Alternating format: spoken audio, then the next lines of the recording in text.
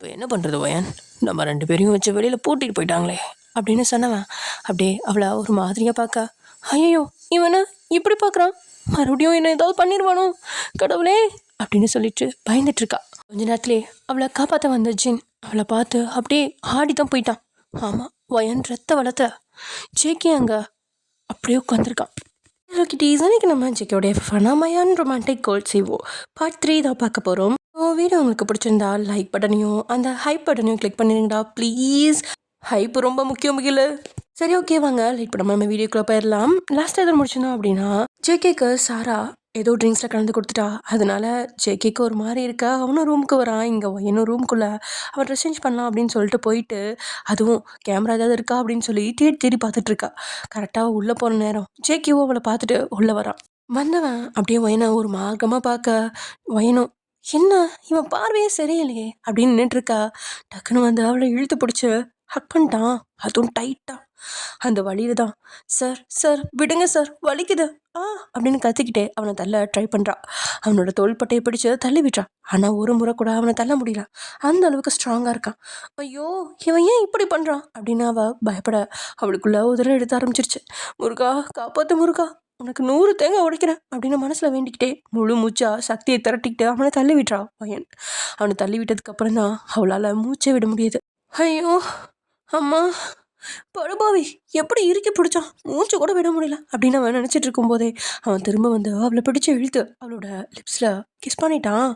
அவன் அப்படி செய்வான் அப்படின்னு எதிர்பார்க்காத வயனும் வரைஞ்சு போயிட்டான். அவளை விட்டுறதா இல்லை, அவனோட கிஸ்ல இது ஒரு வெறி தெரியுது. ஒரு கையால் அவளோட தலைமுடியை பிடிச்சு அவன் நகர முடியாமல் செய்கிறான். இன்னொரு கையால் அவளோட தாவணியை பிடிச்சு இழுத்து தூக்கி எறிகிறான். அவன் கைகள் அப்பரில் படற அப்போதான் அவளுக்கு சுயநினைவே வருது. உடனே அப்புறம் க்ரஷ் பண்ணிட்டு இருந்த கையை தட்டி விடுறான். அவன் கோவமா மறுபடியும் வர இந்த முறை அவன் கையை அவள் பிடிச்சு தடுத்து நிறுத்திட்டான். அவனோட ஷோல்டரை பிடிச்சி தள்ளி விடுறான். கொஞ்சம் விலகுன ஜேகே அவளோட கையை பிடிச்சி இழுத்து அப்படியும் லிப்ஸில் கடிச்சு வச்சிட்டான். இங்கே வயனுக்கு வழியில் உயிரே போகுது. இல்லை வயன் கண்டிப்பாக இவனை தொட விடக்கூடாது நினைக்கிறதான். ஆனால் ஜேகே நகர வழியும் அவனோட இறுக்கமும் அதிகமாகச்சு தவிர குறையல. ஆண்டவா என்ன கொடுமை இது, ஏன் இவன் இப்படி பண்ணுறான், என்னை காப்பாற்ற மாட்டியா? முடியாது, கண்டிப்பாக நான் இவன் கிட்ட தோற்று போக மாட்டேன் அப்படின்னு இவ பல்ல கடிச்சிட்டு விலக பார்க்க அப்போ கதவு தட்டுற சத்தம் கேட்குது. வயன் வயன் அப்படின்னு அந்த ஜின் தான் கத்திட்டு இருக்கான். ஆனால் உள்ளே இருந்த எந்த சத்தமும் வரல. வயன் உனக்கு ட்ரெஸ் கொண்டு வந்திருக்கேன், கதவை தர. சத்தம் வராதில் தட்டிக்கிட்டே இருக்கான். ஒயன் இன்னும் கொஞ்சம் ட்ரை பண்ண, எல்லாரும் வெளியே தான் இருக்காங்க, எப்படியாவது உன்னை காப்பாற்றிக்குவாங்க அப்படின்னு எவ்வளவோ அந்த கதவை கிட்ட போக ட்ரை பண்ணியும் முடியல. ஜிக்கியோட பிடி உடம்பு பிடியா இருக்கு. அவள் சோர்வாகிறா. அவகிட்ட எதிர்ப்பு குறைஞ்சதும் சாஃப்டாக கிஸ் பண்ண ஆரம்பிக்க அதில் வயனுக்கு அருவருப்பாக தான் இருக்கு. முடியாது ஒயன், உன் தோல்வியை ஏற்றுக்கவே முடியாது, முயற்சி செய், கண்டிப்பாக உன்னால் முடியும் அப்படின்னு இழுகுண்டில் வாடா வெங்கட்ரமணா அரோகரா அப்படின்னு வளரிக்கிட்டே அவனை தள்ள அவன் திரும்ப அவளோட உதட்ட கடிக்கிறான். ஐயோ முடியலையே ஒயன், இப்படியே இவனை விட்டோம் உன்னை கண்டமாக்கிடுவாண்டி, சிங்கம் வெறி கொண்டு இருக்குடி, அதுக்கு இரையாகிறத உஷார்டி. சரி இதுக்கு ஒரே வழி அப்படின்னு தன்னை சமாதானப்படுத்திக்கிட்டு தன்னோட முயற்சி எல்லாத்தையும் விடுத்து ஒரு நிமிஷம் அமைதியாக நிற்கிறான். அவகிட்ட எதிர்ப்பு இல்லாதல அவன்கிட்டயும் வேகம் கொஞ்சம் குறையுது. டக்குன்னு அவனோட தலைமுடியை இருக்க பிடிச்சி ஒரு இழுக்கிறான். எதிர்பார்க்காத ஜேகேயும் டக்குன்னு அவளோட லிப்ஸை விட இதை தனக்கு சாதகமாக பயன்படுத்திக்கிட்ட வயனும் அவனை ஒரே பெட்டில் தள்ளி விட்டுட்டு தன்னை காப்பாற்றிக்க இந்த ஃப்ளவர் வாஷை கையில் எடுக்கிறான். ஜேகேவும் அவள் தள்ளி விட்டதில் கடுப்பாக எந்திரிக்க ஒரே அடி மண்டையில் அடிச்சிட்டா. வயன் வெளியே தட்டி பார்த்து அவள் திறக்காதல குழம்பி போயிருக்கான் இங்கே ஜின்னு. இப்போது அங்கே வந்த சாராவும் என்ன ஆச்சு அப்படின்னு கேட்க, வயன் உள்ளே இருக்கா, கதவை தட்டினா திறக்க மாட்டேங்கிறா அப்படின்னு சொல்ல, என்னது வயனா, ஜேகே தானே உள்ளே இருக்கான், என்னடி சொல்கிற, அவன் ரொம்ப குடிச்சிருந்தான் அதனால உள்ளே இருக்க சொன்னேன். ஐயோ அப்போ ஜேகேவும் வயனும் உள்ளே இருக்காங்களா, அவன் வேற குடிச்சிருக்கானா, என்னடி குண்டு மேலே குண்டு போடுற? ஜின் ஷாக்காக ஐயோ இப்படி ஆயிடுச்சே அப்படின்னு மனசில் புலம்புன சாரா இன்னும் பேச வரா. ஐயோ இப்போ பேசிகிட்டு இருக்கலாம் நேரம் இல்லை, வயனுக்கு ஏதாவது ஆயிரப்போது, சீக்கிரம் கதவை ஓட அப்படின்னு சொல்ல. ஆமாம் சாராக்கு பயம்தான், வயனை ஜேகே ஏதாவது பண்ணிட்டா அவளோட வாழ்க்கை போயிருமே அப்படிங்கிறதான். சமயம் இங்கே வயன் ஜேகேவோட மண்டையை ஒரே போட அந்த ஃப்ளவர் வாஷில் போட அவனோட மண்டை லைட்டாக உடஞ்சி அதுலேருந்து ரத்தம் வர வடிய ஆரம்பிச்சிச்சு. கொன்று வேண்டா, உனக்கு எவ்வளோ தைரியம் தான் ஏமனை கையை வைப்பா, என்றைக்குமே ஒரு பொண்ணு ஆசைப்பட்டா தான் அவளை தொட முடியும், மீறி அவனை வந்து கையை வச்சான் அவன் செத்து போனதுக்கு சமம், உன்னை எப்படி நினைச்சேன், ஆனால் நீ கேவலம் பொறுக்கே நாயே அப்படின்னு அவள் கோவமாக பேசி கதவை திறக்க விடுறா. கேக்கு அந்த நிலையுமே அவ பொறுக்கி அப்படின்னு சொன்னது கோவம் வர ஏய் அப்படின்னு கத்தி அவளை பிடிக்க போக அவன் கைகள் அவளோட பிளவுஸ்ல பட்டு அது ரெண்டா கிழிஞ்சிருச்சு. அவன் செய்கையில அதிர்ந்த வயன் அப்படியே சிலையா நிக்கிறான். ஜேகேக்கும் என்ன செய்யறதுனே புரியல. அவ கதவோட பக்கத்துல நிக்க அங்க ஜின் கதவை உடைச்சிட்டு இருக்கான். அதிர்வுலதான் சுயநினைவு வந்த வயனும் என்ன செய்யறதுன்னு புரியாம ஓடி போய் சோத்துல ஓரம் நின்றுட்டு கீழே உட்காந்து அழுக ஆரம்பிச்சிட்டா. ஜேகேக்கும் அவன் செஞ்சதால வயனுக்கு என்ன ஆச்சு அப்படின்னு பார்த்ததுக்கு அப்புறம் தான் கொஞ்சம் லைட்டா அவனுக்கு சுயநினைவே வருது. ஏன்னா தலையில வர அடிபட்டு இல்லையா, அதனால. அதே சமயம் இங்க ஜின் கதவை உடைச்சிட்டான். அவன் கதவை உடைச்சிட்டான் அப்படின்னு தெரிஞ்சதுமே இங்க வயன் ரொம்பவே பயந்துட்டான். அப்படின்னு நடுங்கிக்கிட்டு அழுகுறா. எங்க தன்னால இவங்க எல்லாரும் பார்த்துருவாங்களோ அப்படின்ட்டு. ஆனா அவங்க எல்லாம் உள்ள வர்றதுக்கு முன்னாடியே ஜேகே கதவுக்கு பக்கத்துல நின்றுட்டு அவங்கள உள்ள போக முடியாம தடுக்கிறான். நோ டே ஜேகே, தலையில என்ன ரத்தம்? ஒன்றும் இல்லை. என்னடா இப்படி ரத்தம் போகுது? ஒன்றும் இல்லைன்னு சொல்ற. ஆமா வயனுங்க அப்படின்னு இங்க சாரா கேட்க. தெரியாது. அது நான் மித்ராவை இந்த ரூமுக்கு தான் போக சொன்னேன். அவள் உள்ளே தான் இருப்பான்னு நினைக்கிறேன். அவளை என்ன பண்ண? அவள் எங்க? ஜின் பதட்டத்தோடையே கேட்கா. இங்கே ஜே கேட்க ஒரு மாதிரி மயக்கம் வர மாதிரி இருக்கு. அவன் ஜின்னையே பார்த்துட்டு இருக்கான். அப்போதான் ஜின்னு ஜேகேயோட கையில் இருந்த அந்த பிரிஞ்சு ட்ரெஸ் பீஸ் இருக்கிறத பார்க்குறான். இது வயனோடது அப்படின்னு சொல்ல ஜேகே அதை பிடுங்கி வயன் மேலேயே பின்னாடி தூக்கி போட்டுவன். எல்லாத்தையும் வெளியில தள்ளி அவனும் வெளியே வந்து கதவை சாத்திட்டான். வயன் பிளவுஸ் சைன்ஸ் கூட போட்டு தான் இருந்தா. ஜஸ்ட் அவன் இது பண்ணதுனால அந்த பிளவுஸ் வந்து சின்ன பீஸ் ஒன்று கிழிஞ்சு அவன் கைக்கு வந்துருச்சு, அவ்வளோதான். அவன் கொஞ்சம் பயந்தான். டேய் என்னடா பண்ற? அது வயன் ட்ரெஸ். உள்ள யார் இருக்கா? எங்கேயும் ஏன் உள்ள விட மாட்டேங்கிற? சொல்லுடா. வர தலையில இப்படி அடிபட்டு கிடக்கு, என்னாச்சுடா? ஜின் விடாம கேள்வி கிட்டே இருக்க. இங்க சாராக்கு எதுவும் சரியில்லை அப்படின்னு தோண இரு ஜின், நான் உள்ள போய் பாக்குறேன் அப்படின்னா உள்ள போக ஜெய்கே தடுக்கிறான். உள்ள போகாத. ஏன் போகக்கூடாது? உள்ள யார் இருக்கா? அவனும் எதுவுமே பேசாம தடுத்துட்டு மட்டும் இருக்கா. அவன் தடுக்க அவனை தள்ளி விட்டுட்டு உள்ள போய் பாக்குறா சாரா. சாரா உள்ள வரும்போது வயனோட வித்தவுட்ல இருக்க பேக்கை மட்டும் பார்த்துட்டு ஐயோ அதுக்குள்ள எல்லாம் முடிஞ்சு போயிடுச்சா அப்படின்னு அதிர்ச்சியாகி சிலையா நிக்கிறான். அதுக்குள்ள வயன் ட்ரெஸ் எல்லாம் சேஞ்ச் பண்ணிட்டு போட்டிருந்த ட்ரெஸ்ஸை கையில எடுத்துக்கிட்டு இங்க சாராவை தாண்டி வெளியே வரா. அவ உள்ள இருந்து வர்றதை பார்த்து இன்னும் ஜேஹோப்பும் ஷாக் ஆகுறாங்க. சாரா உள்ள இருந்து வேகமா ஓடி வரா. நீ உள்ள என்னடி பண்ண அப்படின்னு கேட்கா. இங்க ஜின்னும் ஷாக் ஆகி வயனையே பார்த்துட்டு இருக்கா. என்னோட லிப்ஸ்லாம் வீங்கி கிடக்கு. அவள் கைகளில் கழுத்துலலாம் கீரல்கள் இருக்கு. கண்ணங்கள்லாம் செவந்து முகம் வீங்கி போயிருக்கு. ரெண்டு பேரும் அவளை பார்த்து அதிர்ந்து ஜேகேவை தான் பார்க்குறாங்க. ஜேகே எதுவும் தெரியாத மாதிரி நின்றுட்டு இருக்கா. ஆனால் வயன் யாரையுமே பார்க்கல. ஜேக்கு முன்னாடி வந்து நின்று அந்த கிழிஞ்சு துணியை அவன் முகத்தில் வீசி எறிகிறா. பொறுக்கி நாயே, உனக்கு எவ்வளோ தைரியம் தான் ஏன் மேலே கை வைப்ப? அந்த 1000 பொண்ணுங்களை என்னையும் ஒத்தி நினைச்சியா அப்படின்னு அவனோட கண்ணத்துல பலார்னு மாற்றி மாற்றி அரைஞ்சிக்கிட்டே இருக்கா வயன். ஜேகே எதுவுமே செய்யாமா அப்படியே தான் நின்றுட்டு இருக்கான். ஏய் அப்படின்னு சாரா கத்த. அவள் போய் தடுக்க இப்படிதான் வயனுக்கு வெறி வந்துச்சு தெரில. போடி என்கிட்ட அப்படின்னு சொல்லி அவளை தள்ளி விட்டுட்டு வயன் ஜேகேவை அடிச்சு ஓஞ்சி தான் போகிறான். அதை பார்த்து கண்ணு விரிஞ்சு நின்றுட்டு இருக்கான் ஜின்னு. வயன் என்னதான் ஆச்சு சொல்லு அப்படின்னு ஜென் கத்த. இந்த பொறுக்கி கிட்ட கேட்டுக்கோ அப்படின்னு வெளியே வேகமாக நடக்கிறான். ஜேகே அத்தனை அடிக்கலையும் வாங்கிக்கிட்டு அப்படியே தான் நின்றுட்டு இருக்கான். ஜின்னுக்கும் என்ன செய்யறதுன்னு தெரில. நைட்டு வர ரொம்ப நேரம் ஆயிடுச்சு. இவ இப்படி தனியாக வெளியே போகக்கூடாது அப்படின்னு நினச்சா ஜின்னும் டே ஜேஹோப் நீ இவனை பார்த்துக்கோ, நான் போய் வயனை விட்டுட்டு வந்துடுறேன் அப்படின்னு வயன் பின்னாடியே ஓடுறான். இங்கே வயனும் அப்படியே அழுதுகிட்டே போயிட்டுருக்கா. வரமாட்டேன் அப்படின்னு முரண்டு பிடிக்கா. எப்படியோ சமாதானப்படுத்தி காரில் ஏற்றி போயிட்டுருக்கா. வயனும் அப்படியே அழுதுகிட்டே வந்துட்டுருக்கா சைலண்ட்டாக. எனக்கு ஒன்றுமே புரியல. அவன் ஏன் இப்படி நடந்துக்கிட்டான்? அவனுக்கு தான் பொண்ணுங்களாவே பிடிக்காது இல்லையா? அப்படி இருக்கும்போது ஏன் ஒரு பொண்ணை இவ்வளோ கொடூரமாக தாக்கணும்? என் மேலே அவ்வளோ கோவமா? என்னைக்கும் விளையாட்டாக பேசினது எல்லாமே இன்னைக்கு வனையே வந்து முடிஞ்சிருச்சோ அப்படின்னு நினச்சிட்டு இருக்கா வயன். சாரி வயன் அப்படின்னு இங்கே சின்ன சொல்ல அவன் திரும்பி பார்க்குறா. இன்னும் ஐயோ அப்படின்னு தலையில் அடிச்சுக்கிட்டு எல்லாம் என்னால தான், நான் மட்டும் இந்த ரூமுக்கு நான் அனுப்பாம இருந்தா இதெல்லாம் நடந்திருக்காது, மன்னிச்சிடுமா. இப்படியெல்லாம் நடக்கணும்னு சத்தியமா எனக்கு தெரியாது. அவன் எப்பவுமே இப்படி நடந்துக்கிற ஆள் கிடையாது. ஏன் இப்படி நடந்துக்கிட்டானே எனக்கு ஒன்றுமே புரியல. நீ ஜின்னு புலம்பிட்டு இருக்கா. வயனோட உதட்டில் ஒரு வெற்று புன்னகை சிந்தி கதவை திறந்து தன்னோட ஹேண்ட்பேக் எடுத்துக்கிட்டு வெளியே போகிறான். அவள் எதுவுமே பேசாமல் போகிறது இவனுக்கு தான் ரொம்ப வலிக்குது. வயன் வயன் அப்படின்னு அவன் கத்த. வயன் எதுவுமே பேசாமல் போயிட்டா. ஜேகே அப்படின்னு மனசுக்குள்ள திட்டிக்கிறான் சின்ன. ஏன்டா இப்படி பண்ணா? இருடா வந்து உன்னை வச்சுக்கிறேன் அப்படின்னு காரை வேகமாக திருப்பி வீட்டுக்கு போகிறான். ஆனால் அங்கே வீட்டில் யாருமே இல்லை. எங்கன்னு கேட்டால் ஜேகே ஹாஸ்பிட்டலில் இருக்கான்ட்டாங்க. அங்கே போய் ஜேஹோப்டா டே என்னடா ஆச்சு அப்படின்னு கேட்கா. டேய் நீ போன உடனே அவன் மயக்கம் போட்டு விழுந்துட்டான். எவ்வளோ தட்டி பார்த்தோம் அவன் எந்திரிக்கல. எங்களுக்கு ரொம்ப பயமாயிடுச்சு. அதனால தான் ஹாஸ்பிட்டல் கூட்டிகிட்டு வந்துட்டேன். இப்போ எப்படா இருக்கான்? தெரிலடா, டாக்டர் அவனை பார்த்துட்டு இருக்காங்க. வந்ததுக்கப்புறம் தான் தெரியும் அப்படின்னு ஜேஹோப் சொல்ல சரின்னு அங்கே வெயிட் பண்ணிட்டு இருக்காங்க. அதே சமயம் இங்கே வயன் படியில் ஏறும்போதெல்லாம் ஃபுல்லாக அழுதுகிட்டே அவள் பாட்டுக்கு இதையும் நினச்சிட்டு போயிட்டுருக்கா. ஆக்சுவலி அவளுக்கு வீடு விட்டால் காலேஜ் விட்டால் வீடு, ஸ்கூலு அந்த மாதிரி தான் போயிட்டு இருந்திருப்பா. இந்த மாதிரி எதுவுமே அவள் அனுபவிச்சதே கிடையாது. அவளுக்கு ஃப்ரெண்ட்ஸும் இருக்காங்க தான், ஆனால் அந்த ஃப்ரெண்ட்ஸ் யாருமே இந்தளவுக்குலாம் அவகிட்ட நடந்துக்கிட்டதே கிடையாது. அவள் அப்படியே வந்து ஒரு மாதிரி அவள் பெட்டில் உட்கார வயனோட ரூம்மேட்டனா பூர்ணி வந்து என்னாச்சுடி அப்படின்னு அவள் பக்கத்தில் வந்து உட்காந்து அவளை பார்க்கும்போது தான் ஷாக் ஆகுறா. என்னடி வாய் உதடலாம் ரத்தம், முகம்லாம் காயமாக இருக்க, என்னாச்சுடி? நீ இந்த ட்ரெஸ்ஸு போடலையே, வேறு தானே போட்டிருந்த, அது எங்க அப்படின்னு பத்திரமா கேட்குறான். வயனும் எந்த பதிலும் சொல்லாமல் அழுதுகிட்டே இருக்கா. ஐயோ வயன், ஏதாவது பேசு, எனக்கு பயமாக இருக்கு, என்னதான் ஆச்சு? என்ன அப்படியே பூர்ணி அணைச்சிக்கிட்ட. பூர்ணி அங்க அப்படின்னு நடந்த எல்லாத்தையும் சொல்லி முடிக்கிறான் வயன். என்னடி சொல்ற, இவ்வளோ நடந்திருக்கா? அந்தாலும் சும்மா விட்டுட்டு வந்த, ஆனால் அது சும்மா விடுறதாவது, நல்லா மண்டையை பொழந்துட்டு தான் வந்தேன் அப்படின்னு அழுதுகிட்டே கோவம் பேசுகிறான் வயன். ஆனால் சூப்பர்ரா வயன், அந்த நிலைமையிலையும் விடாமல் போராடி உன்னை நீ காப்பாற்றிருக்க. ஜேகே சார் இப்படி பண்ணுவாருன்னு நான் கொஞ்சம் கூட எதிர்பார்க்கல. நீ சொன்னதுக்கு அப்புறமா தான் ரொம்ப பயமாக இருக்க வயன். கொஞ்சம் கூட பொண்ணுங்களுக்கு பாதுகாப்பே இல்லை. சரி வா போகலாம் அப்படின்னு இருக்கா. எங்கடி அப்படின்னு அழுதுகிட்டே கேட்குறா வயன். போலீஸ் ஸ்டேஷனுக்கு தான். நம்ம தப்பை மூடி மூடி மறைக்கிற வரைக்கும் அது அவனுங்களுக்கு சகஜமாக போயிடும். மறுபடி கம்ப்ளைண்ட் பண்ணாதான் இந்த மாதிரி ஆளுங்க திருந்துவாங்க. பெரிய இடம்னு சொல்லி தன் மேலே மிகப்பெரிய போர்வையை போத்திருக்காங்க. அந்த முத்திரையை நம்ம கிழிக்கணும், கவலைப்படாத, உனக்கு துறையா நான் இருக்கேன், வா போலாம் அப்படின்னு அவளை இழுக்க வயன் எதுவுமே சொல்லாம கையை விளக்குறா. என்னாச்சு வயன், வா. இல்லை பூர்ணி வேணாம். ஏண்டி? இப்போ போலீஸில் சொல்லி என்னாக போகுது? அவனை அரெஸ்ட் பண்ணுவாங்க, ஊர் பேர்லாம் அவன் பேர் கிழியும். இனி இந்த மாதிரி எந்த பொண்ணுக்கும் நடக்காது. அவனோட மொத்த ஆஃபீஸில் எத்தனை பொண்ணுங்க வேலை பார்ப்பாங்க தெரியுமா? அவங்க எல்லாத்துக்கும் ஒரு பாதுகாப்பாக இருக்கும்ல. அதில் எனக்கு என்ன கிடைக்க போகுது வயன்? ஆமாம் பூர்ணி, இது மட்டும் எங்கள் அப்பாவுக்கு தெரிஞ்சா எவ்வளோ கஷ்டப்படுவார்னு தெரியுமா? நான் சுயநலமாக யோசிக்கிறேன்னு எனக்கு தெரியும். ஆனால் எனக்கு வேறு வழி இல்லை. அவனை போலீஸில் பிடிச்சி கொடுத்தா மீடியா எல்லாம் பரபரப்பாக பேசும்.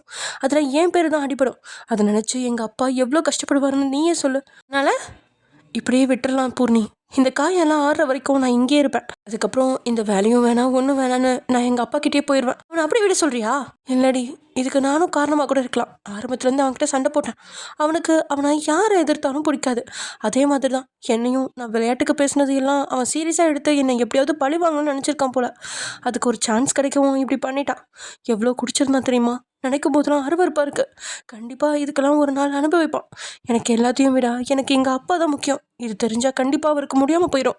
ஏற்கனவே அவருக்கு ஃபர்ஸ்ட் அட்டாக் வந்திருக்கு. இந்த மாதிரி நான் போய் சொன்னால் திரும்ப அவருக்கு அட்டாக் வர சான்ஸ் இருக்குடி அப்படின்னு சொல்ல பூர்ணி ஒரு மாதிரி பாவமாக பார்க்கா. பிடிடி, அவங்க எல்லாம் காசு பணம் இருக்கவங்க, அப்படி தான் ஆடுவாங்க. ஏண்டி ஓயன், இப்போ பாதியிலே தப்பிச்சு வந்துட்ட.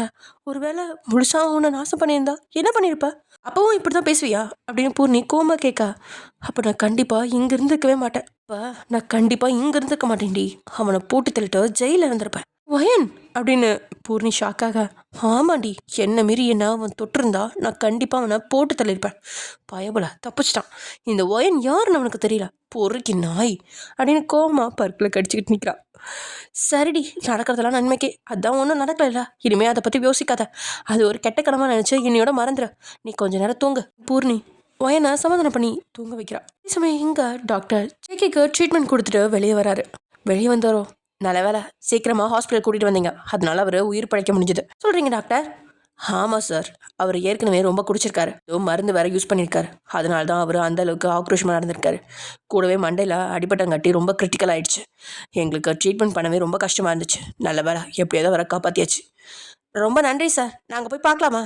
பாருங்கள், நோ ப்ராப்ளம். ஆனால் அவர் கண்ணு முழிக்க எப்படியும் 2 days ஆயிரும். சரிங்க டாக்டர் அப்படின்னு சொல்லி ஃப்ரெண்ட்ஸ் எல்லாரும் உள்ளே போய் பார்க்குறாங்க. ஜேகேயோட தலையில் கட்டு போட்டிருக்கு, கையில் குளுக்கோஸும் ரத்தமும் ஏறிட்டுருக்கு. ஜேகேவை பார்த்துட்டு வெளியே வந்து உட்காராங்க. டேய், அவன் ட்ரிங்க்ஸ் தானடா பண்ணியிருந்தான், அதில் எப்படி அந்த மருந்தெல்லாம் வந்துச்சு? ஜே ஹோப் ஜின்னு பார்த்து கேட்க. அதாண்டா எனக்கும் தெரில. ஒருவேளை அந்த மருந்தோட வீரியத்தில் தான் அவன் வயங்கிட்ட கூட தப்பாக நடந்திருப்பான்னு நினைக்கிறேன். ஆமாண்டா ஜேகே, எவ்வளோ குடிச்சிருந்தாலும் ஸ்டடியாக இருப்பான்டா. தான் மனசை ஒருநிலைப்படுத்த அவனுக்கு தெரியும். அதையும் மீறி இப்படி நடந்திருக்கானா? கண்டிப்பாக அதுக்கு இந்த மருந்து தாண்டா காரணமாக இருக்கும். அது யாரும் வேணும்னே அவனுடைய ஜூஸில் கலந்துட்டுருக்காங்கன்னு நினைக்கிறேன். இவங்க இப்படி பேசிகிட்டு இருக்கா. இங்கே சாராக்கு தான் பயமாக இருக்குது. அதெல்லாம் கண்டுபிடிச்சிருவாங்களோ? கண்டுபிடிச்சி ஜேகேட்ட சொன்னா நான் அவ்வளோதான் அப்படின்னு யோசிக்கிறான். கொஞ்ச நேரம் அங்கே இருந்துட்டு, சரிடா நீங்கள் இருந்து பார்த்துக்கோங்க, நான் ரூமுக்கு போகவா அப்படின்னு சாரா கேட்கா. சரி நீ போ, நாங்கள் இருந்து பார்த்துக்குறோம் அப்படின்னு அவங்களும் சொல்ல இவ வேகமாக நடக்கிறான். அங்கே பாட்டிக்கு இவ காசு கொடுத்தாலையா, அவங்க கிட்ட போய் நிறைய காசு கொடுத்து அவங்க வந்து கேட்டாங்கன்னா என் பேரை நீ சொல்லவே கூடாது. யாரோ ஒருத்தர் சொன்னாங்கன்னு சொல்லணும், புரிஞ்சுதா? அடித்தாலும் சொல்லக்கூடாது. அதை மீறி சொன்னா நீ உயிரோடு இருக்கவே மாட்டா அப்படின்னு பயமுறுத்துறா சாரா. சரிங்க மேடம், யாரை வந்து கேட்டாலும் நான் சொல்ல மாட்டேன் அப்படின்னு அவன் பாவமாக முகத்தை வச்சுக்கிட்டு சொல்கிறான். தன்னோட ரூமில் உட்காந்து யோசிக்கிறான். நல்ல வேலை, தப்பு பண்ணாலும் சிசிடிவி கேமரா இல்லாத இடமா பார்த்து பண்ணாங்காட்டி நம்ம தானே தெரியாமல் போச்சு. எல்லாம் அந்த வயனால வந்தது. அவள் மட்டும் இடையில வராமல் இருந்தா நேரம் என்னோட ஜேகேவா எனக்கு சொந்தமாக இருப்பான். இவ வேற, அவன் மண்டையை உடைச்சிட்டான். நல்ல வேலை ஜேக்கிக்கு ஒன்றும் ஆகல. கெட்டதுலேயும் ஒரு நல்லது மாதிரி. இனி ஒயன் அவன்கிட்ட வேலைக்கு வரமாட்டா. நம்ம ரூட்டு கிளியர் அப்படின்னு சந்தோஷமா இருக்கா சாரா. அதே சமயம் இங்கே ஒயனும் 2 நாள் ஆஃபீஸ் போகல. ஜின்னு தான் ஆஃபீஸ் தான் பார்த்துக்கிட்டு இருந்தான். ஹோப் ஜேக்கியை பார்த்துட்டு இருந்தான். சாரா பேருக்குன்னு இருந்தா. விஷயம் கேள்விப்பட்ட சாமி தான் இவங்களுக்கு ரொம்பவே உறுதுணையாக இருந்தான். அவனுக்கும் ஆச்சரியமா இருக்கு. தான் முதலாளி இப்படிலாம் செய்வாரா அப்படின்னு. அப்படின்னாலே வெறுத்து ஒதுக்குறவர் பார்க்க கூட செய்ய மாட்டாரு. அவரா ஒயனா இப்படி பண்ணாரு அப்படின்னு யோசிக்கிறான். இதில் ஏதோ ஒன்று இருக்குது அப்படின்னு அவனுக்கும் சந்தேகம் வருது. ஒயனுக்கு தாமரை அந்த காயங்கள் கொஞ்சம் கொஞ்சமாக ஆறுது. இந்த 2 நாளில் ஜின்னு எவ்வளோ முறை ஒயனுக்கு கால் பண்ணியிருப்பான். ஒரு ஃபோனை கூட ஒயன் எடுக்கவே இல்லை. எனக்கும் ஒயனை நினைக்கல ரொம்பவே வருத்தமாக இருக்கு. அவளை பார்த்த உடனே ஜின்னுக்கு அவளை பிடிச்சிருச்சு. எப்பவுமே ஜாலியாக சிரிச்ச முகத்தோட குறும்புத்தனமாக இருக்கிற ஒயன் அவனை ரொம்பவே ஈர்த்துட்டா. அவ கூட பேசி ஃப்ரெண்ட்ஸ் ஆகணும் அப்படின்னு நினச்சான் ஜின். தான் கூட இந்த மாதிரி யாராவது இருந்தால் நல்லா இருக்கும் அப்படின்னு நினச்சான். ஆக்சுவலி ஜின் வீட்டுக்கு ஒரே பையன். அவனுக்கு ஒரு தங்கச்சி இருந்தால் நல்லா இருக்குமே அப்படின்னு நினச்சான். அதனால தான் அவனையும் வழியே போய் ஒயன்கிட்ட பேசினான். ஒயன் ஜின்னை பட்ட பேர் வச்சு கூப்பிடும் போதும் திட்டும் போதும் கூட அவனுக்கு ஜாலியாக தான் இருந்துச்சு. வந்து கொஞ்ச நாள்லேயே நம்மளை எந்த அளவுக்கு கவர்ந்துட்டா அப்படின்னு அவன் மேலே ஒரு மதிப்பே வந்துச்சு. தன்னோட சொந்த தங்கச்சியாக இருந்திருந்தா எப்படி இருந்திருக்கும் அப்படின்னு யோசிக்கிற அளவுக்கு அவளை அவனுக்கு பிடிச்சிருந்துச்சு. அவன் இப்படி இருக்கிறது ஜின்னால பார்க்க கூட முடியல. ஜேகே மேலே ஜின்னுக்கு கோவமா வருது. இன்னும் என்ன செய்யறது அப்படின்னு அவனுக்கு தெரியல. டைம் ஸ்கிப் ஆக 2 நாள் கழிச்சு கண் விழிக்கிறான் ஜேகே. சுற்றியும் முத்தியும் பார்க்க தான் ஹாஸ்பிட்டலில் இருக்கிறது தெரியுது. எங்கே எப்படி அப்படின்னு யோசிக்கிறான். நல்லா ஆழமாக யோசிக்கும் போது தான் நடந்தது எல்லாமே நினைவுக்கு வருது. ஓ ஷிட் அப்படின்னு நினைக்கும் பொழுதே அவனுக்கு எரிச்சலாக இருக்கு. அப்போ தான் ஜீன் உள்ளே வரான். ஜேகே கண் முழிச்சிட்டியா? எப்படி இருக்க? ஃபைன், நல்லா தான் இருக்கேன். இங்கே வந்து எத்தனை நாள் ஆச்சு? இங்கே வந்து 2 நாள் ஆச்சுடா. ஏன்னா இங்கே வந்து 2 நாள் ஆயிடுச்சா? அப்போ ஆஃபீஸ் சாமியும் நாங்களும் தாண்டா பார்த்துட்டு இருக்கோம். ஓ ஏன்னா ஜேகே உனக்கு நடந்தது ஏதாவது நினைவு இருக்கா? என்ன நடந்துச்சு? ஓ அப்போ எதுவுமே ஞாபகம் இல்லையா அப்படின்னு அவனை ஒரு மார்க்கமாக பார்த்து கேட்குறான் சின்ன. இருக்கு. ஏன்டா ஜேகே இப்படி பண்ண? பாவண்டா அந்த பொண்ணு 2 நாளாக ரூமை விட்டு வெளியவே வரல. நான் கூட ரொம்ப பயந்துருந்தேன் கேஸ்னு ஏதாவது போயிடுவாளோன்னு. ஆனால் அவள் எதுவுமே பண்ணல. ரொம்ப உடஞ்சி போயிட்டான்னு நினைக்கிறேன். போதும் ஜின், இதை பற்றி இனிமேல் பேசாத. எப்படா பேசாமல் இருக்க சொல்கிற? நீ தான் மிருகம் மாதிரி நடந்துக்கிட்டியே. அவனுக்கு கோவம் வருது. அங்கேருந்த மெடிக்கல் திங்ஸ்லாம் தள்ளிவிட்டு நான் தான் பேச வேணான்னு சொல்கிறேன்ல, கேட்க மாட்டியா அப்படின்னு கத்துறான். கேட்டு ஜேஹோப்பும் டாக்டர்ஸும் உள்ளே வராங்க. சார் நீங்கள் ரொம்ப ஸ்ட்ரைன் பண்ணக்கூடாது, வாங்க அமைதியாக படுங்க அப்படின்னு ஜேகேவை பிடிச்சி படுக்க வைக்கிறாங்க. டாக்டர் என்னை எப்போ டிஸ்சார்ஜ் பண்ணுவீங்க? இன்றைக்கி சாயங்காலமே பண்ணிக்கலாம் சார். ஆனால் அதுக்கு நீங்கள் முன்னாடி கொஞ்சம் ரெஸ்ட் எடுக்கணும். கொடுக்குற மாத்திரை எல்லாம் ஒழுங்காக சாப்பிட்டீங்கன்னா சாயங்காலம் பண்ணிடலாம். அவன் எதுவுமே பேசாமல் அமைதியாக கண்ணை மூடி படுத்துக்கிட்டான். எல்லாருமே வெளியே வராங்க. சார் அவங்கள பார்த்துக்கங்க, டென்ஷன் ஆக விடாதீங்க. இன்னும் ஒரு 2 நாள் நல்லா ரெஸ்ட் எடுக்கணும். வீட்டுக்கு போனாலும் ரெஸ்ட் எடுக்கிற மாதிரி தான் பார்த்துக்கணும் அப்படின்னு சொல்லிட்டு டாக்டரும் போக அன்றைக்கி ஈவினிங் அவனை டிஸ்சார்ஜ் பண்ணுறாங்க. இவன் வீட்டுக்கு வந்து நல்லா மாத்திரை எல்லாம் சாப்பிட்டுட்டு தூங்கிட்டு இருக்கான். இப்படியே டைம் ஸ்கிப் ஆகுது. அடுத்த நாள் காலை எல்லாருமே ஹாலில் உட்காந்து சாப்பிட்டுட்டு இருக்கா. ஜேகே கிளம்பி வரான். அவனை பார்த்து ஷாக்கான ஃப்ரெண்ட்ஸ்லாம், டேய் எங்கடா கிளம்பிட்டா? ஆஃபீஸ்க்கு. டேய் ஜேகே உனக்கு என்ன பைத்தியமாடா? டாக்டர் ஒன்று 2 நாள் கண்டிப்பாக ரெஸ்ட் எடுக்கணும்னு சொன்னாங்கல்ல. அதெல்லாம் முடியாது, அங்கே வேலையெல்லாம் அப்படியே கிடக்கும். லூசாரா நீ? உன்னை கொண்டுட்டு போனப்ப கொஞ்சம் லேட்டாக இருந்தா உன் உயிருக்கே ஆபத்துன்னு டாக்டர் சொன்னார். இந்த அளவுக்கு அந்த மருந்து உன் உடம்புல கலந்துருக்கு. அதுவும் இல்லாமல் தலையில் வேற அடி. அப்படி இருக்கும்போது இப்போ கண்டிப்பாக நீ ரெஸ்ட் எடுக்கணும். அவன் சொன்னதை கேட்டு யோசிச்சு, என்ன சொன்ன? மருந்தா அப்படின்னு ஜேகே ஷாக்காக, ஐயோ கரெக்டாக அதையவே கேட்குறானே. சாராக்கு படப்படப்பாக இருக்கு. அவள் இதையுமே வந்து வெளியே விழுந்துற மாதிரி இருக்கு. உடம்புலாம் நடுங்க ஆரம்பிச்சிருச்சு. என்ன ஜேகே நான் சும்மாவா? எதிரியா இருந்தா கூட மன்னிச்சிருவான். ஆனால் துரோகியை மன்னிக்கவே மாட்டான். அவங்களோட சாவு கொடூரமாக இருக்கும். அதை நினச்சே அவளுக்கு பயம். கடவுள்கிட்ட அப்படியே வேண்டிக்கிட்டு இருக்கா. ஆமாம் ஜேகே, நாங்கள் கூட நீ குடிச்சங்காட்டி தான் இப்படிலாம் நடந்துக்கிட்டேன்னு நினச்சோம். ஆனால் உன் கூல் ட்ரிங்க்ஸில் யாரோ மருந்து கலந்து விட்டாங்க. அதுவும் இதுவும் கலந்தங்காட்டி தான் நீ இப்படி பிஹேவ் பண்ணியிருக்கேன்னு நினைக்கிறேன். யார் கலந்தா? தெரியலடா. நாங்களும் அங்கேருந்த மொத்த சிசிடிவியும் அழைச்சி பார்த்துட்டோம்.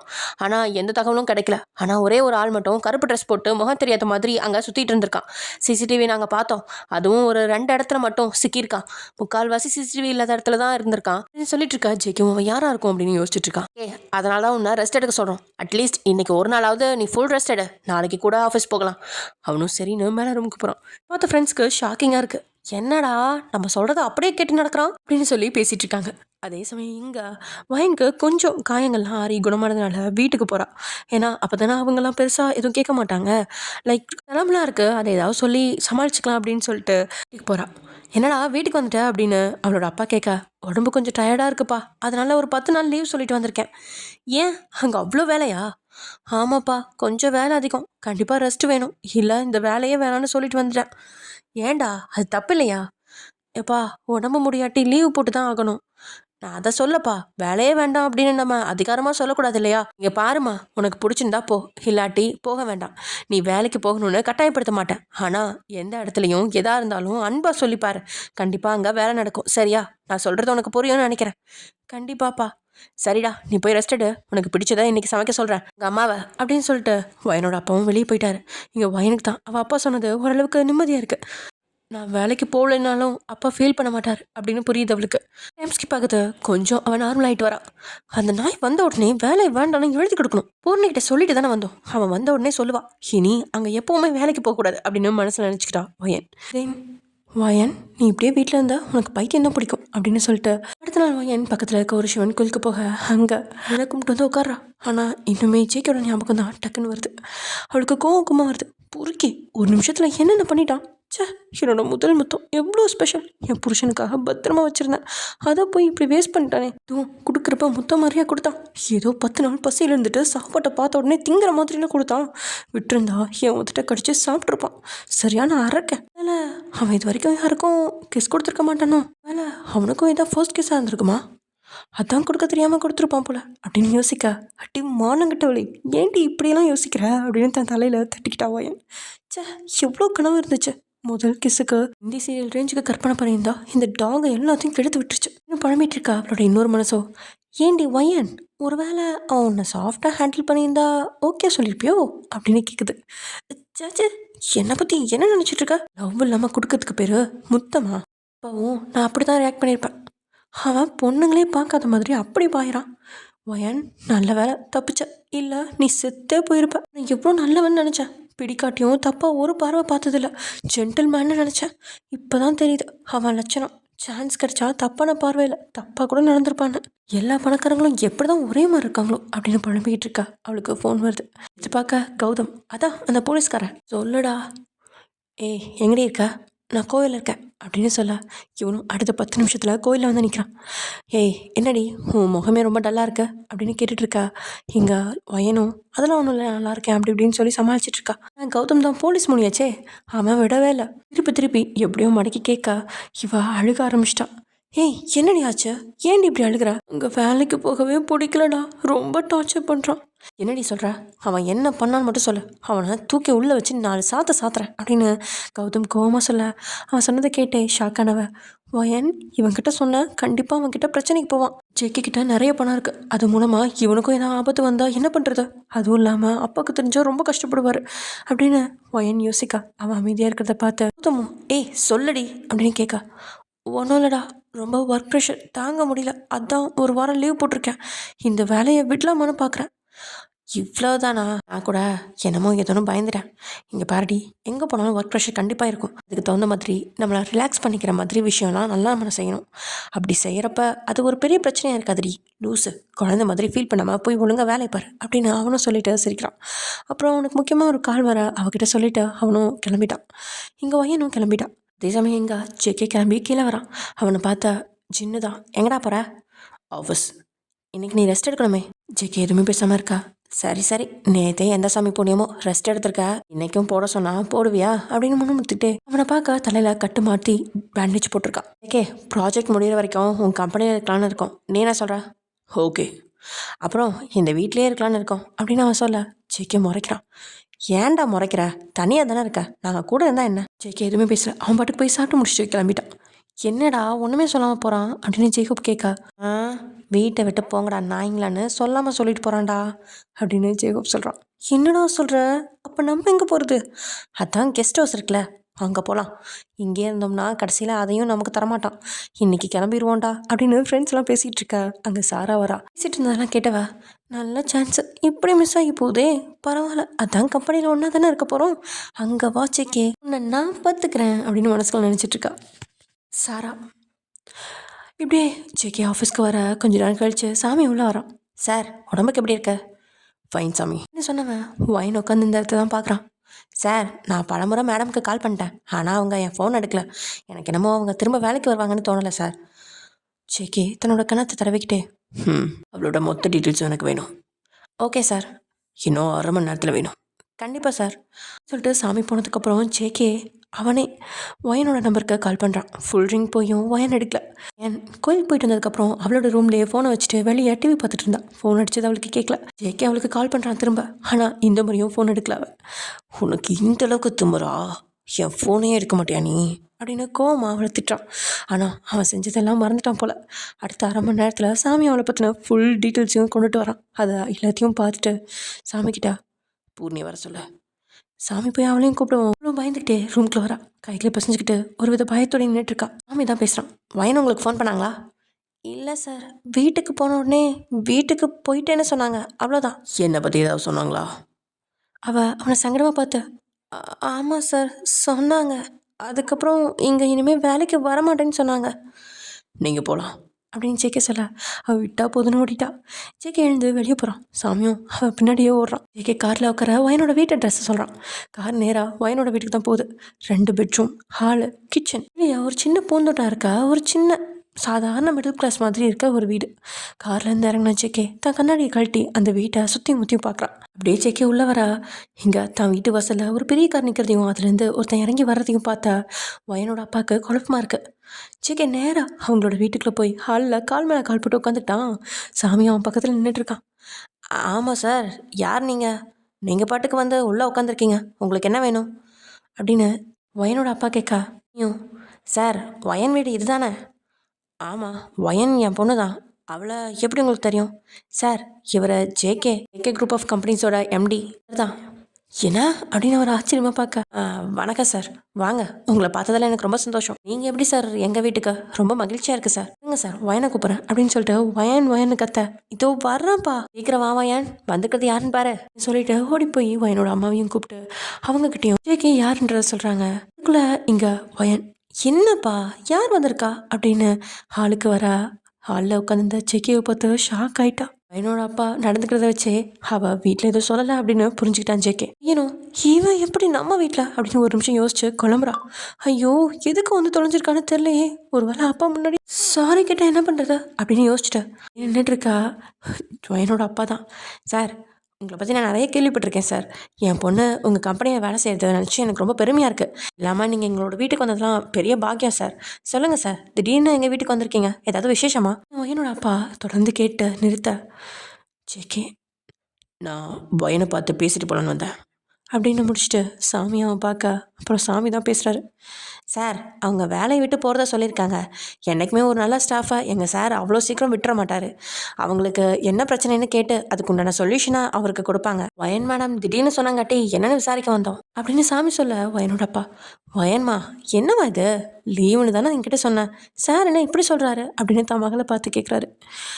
இல்லைப்பா, அது வந்து மேடம், உங்கள் பிரச்சனை எதுவாக இருந்தாலும் சொல்லுங்கள், அதுக்கு உண்டான தீர்வை நாங்கள் தரோம் அப்படின்னு சாமி சொல்கிறாரு. சாமியை பார்த்து முறைச்ச வயன் அப்புறம் தன்னோட அப்பாவை பார்த்து, இல்லைப்பா, அங்கே ரொம்ப வேலை ப்ரெஷராக இருக்குது, அதனால தான். ஏண்டா இதெல்லாம் ஒரு காரணமா? சாமியும் முந்திக்கிட்டு, சார், இனிமேல் இந்த பிரச்சனைலாம் வராத மாதிரி நாங்கள் பார்த்துக்குவோம் அப்படின்னு சொல்ல, இங்கே வயனோட அப்பாவோ, கண்டிப்பாக சார், நீங்களே நேரில் வந்து சொல்லும்போது நான் வேண்டான்னு சொல்லுவேனா, அவள் கண்டிப்பாக வேலைக்கு வருவா. அப்பா என்னப்பா அப்படின்னு வயன் இழுக்கா. ஜேகே உடனே எழுந்து நிற்கிறான். சார், உங்கள் பொண்ணுக்கிட்ட நான் கொஞ்சம் பேசணும் தனியாக. அவர் குழப்பத்தோட பார்க்க, அஃபிஷியல் மேட்டர் என்ன சொன்னதுமே, கண்டிப்பாக சார். வயன், சாரை கூட்டிகிட்டு மொட்டை மாடிக்கு போமா. அப்பா போமா. அவன் முன்னாடி போக ஜேகே பின்னாடி தான் போகிறான். மாடியில் நின்றுட்டுருக்கா. தான் பேக்கெட்டில் கைவிட்டபடியே பேசுகிறான் ஜேகே. அவன் அந்த மாடியை சுற்றி பார்த்துட்டு அதுலேருந்து மாடி தோட்டத்தை ரசிக்கிறான். பரவாயில்ல, வீட்டையும் ஏன் மாடி கூட நல்லா மெயின்டைன் பண்ணுறீங்க. நீ எதுக்கு இப்போ வந்த? இந்த வீட்டோட மதிப்பு ஒரு 30 lakhs இருக்கும் தானே. அப்புறம் உங்கள் அப்பா பேங்க் பேலன்ஸ் ஒரு 2 lakhs இருக்கும். உனக்கு நகை இன்னும் ஒரு 10 பவுன் சேர்த்து வச்சுருக்காங்க. அப்புறம் வீட்டுக்கு வருமானம்னா உங்கள் அப்பா வேலைக்கு போகிற காசு, அப்புறம் உன்னோட சம்பளம். இதெல்லாம் உனக்கு எப்படி தெரியும்? இப்போ எதுக்கு நீ இதை பற்றிலாம் பேசுகிற அப்படின்னு கோவமாக கேட்குறா வயன். இல்லை, நீ வேலையை விட்டு நிற்கிறதா கேள்விப்பட்டேன். எனக்கு நஷ்ட ஈடு கொடுக்க உங்ககிட்ட பணம் இருக்கான்னு யோசிக்கிறேன். நான் ஏன் அதெல்லாம் கொடுக்கணும்? நான் ஒன்றும் வேலை பிடிக்கலன்னு வரல. இந்த கம்பெனியோட ஓனர் ஒரு பொறுக்கி, அதனால தான் வேலையை விட்டேன். பாதுகாப்பு இல்லாத இடத்துல எப்படி வேலை பார்க்க முடியும்? இந்த பொறுக்கி அப்படிங்கிற சொல்லலையே அவனுக்கு செம்ம கோவம் வருது. ஆனால் அதெல்லாம் அடக்கிக்கிட்டு, ஆனால் இந்த காரணத்தை உன்னால் வெளியே சொல்ல முடியுமா? முடிஞ்சிருந்தா தான் உங்கள் அப்பா கிட்ட சொல்லியிருப்பியே. அதனால் கண்டிப்பாக நீ பணம் கொடுத்து தான் ஆகணும். அவனை பார்க்குறா.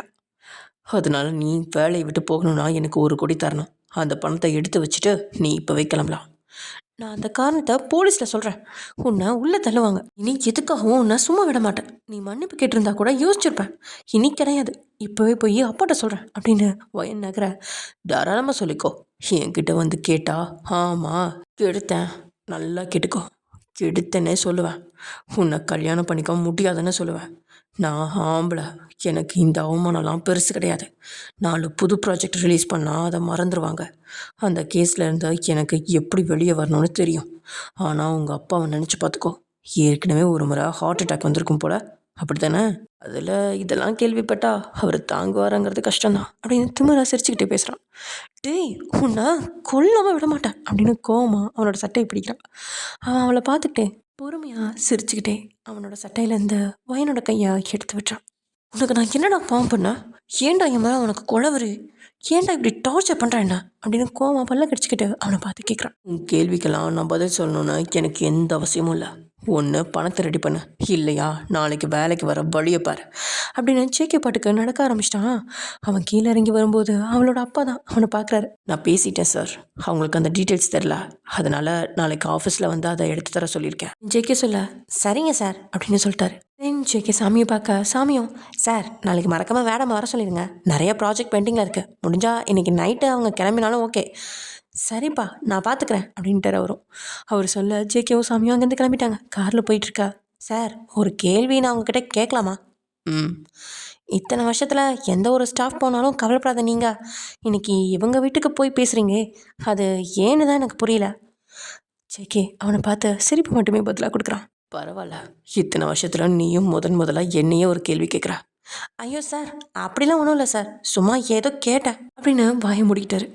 அதே சமயம் எங்கள் வீட்டில் வயன் கீழே இறங்கி வரா. அவள் அப்பாவும் என்னவா முடிவு பண்ணியிருக்கா?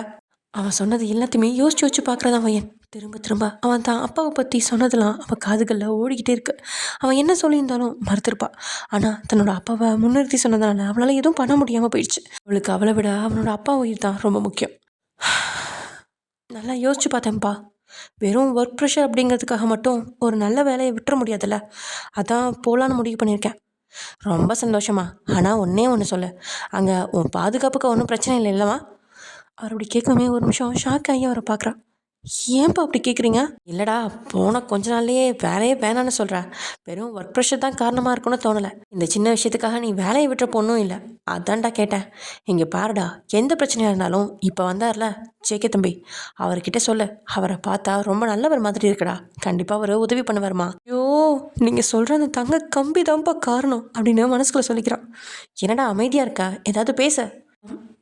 ஒன்றும் இல்லைப்பா, அந்த மாதிரி எந்த பிரச்சனையும் இல்லை, புதுசு தானே, அதான் கொஞ்சம் கஷ்டமாக இருக்கு, போக போக சரியாயிரும்ப்பா. சரிம்மா, ரொம்ப சந்தோஷம். நான் கூட கொஞ்சம் பயந்துட்டேன், இப்போ தான் நிம்மதியாக இருக்கு. எப்படா வேலைக்கு போகிற? அப்பா நாளைக்கு காலையில் போகிறேன் அப்படின்னு சொல்ல அவரும் சரி இப்படின்னு சொல்லிட்டு ரூமுக்கு போயிட்டார். இங்கே உள்ளே வந்து கதவை மூடி பெட்டில் உட்கார்றா வயன். இவ்வளோ நேரம் அடக்கி வச்சுருந்த அழுகையெல்லாம் வெடிக்குது. தன்னை கட்டுப்படுத்த முடியாமல் அழுகிறான். என்ன நினச்சி எனக்கே அசிங்கமாக இருக்குது. அவன் இவ்வளோ பண்ணியும் திரும்ப அவன்கிட்டயே வேலைக்கு போக வேண்டியது மாதிரி இருக்குது. என் நிலைமையை யார்கிட்டையும் சொல்லக்கூட முடியல. அப்பாட்ட இப்போ சொன்னால் கூட வேலைக்கு போக வேணான்னு சொல்லுவார் தான். அதுக்கப்புறம் அவர் ரொம்ப கஷ்டப்படுவார்.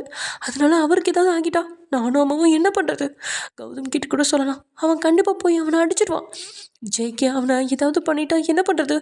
நம்மளால அவனுக்கு ஏன் பிரச்சனை?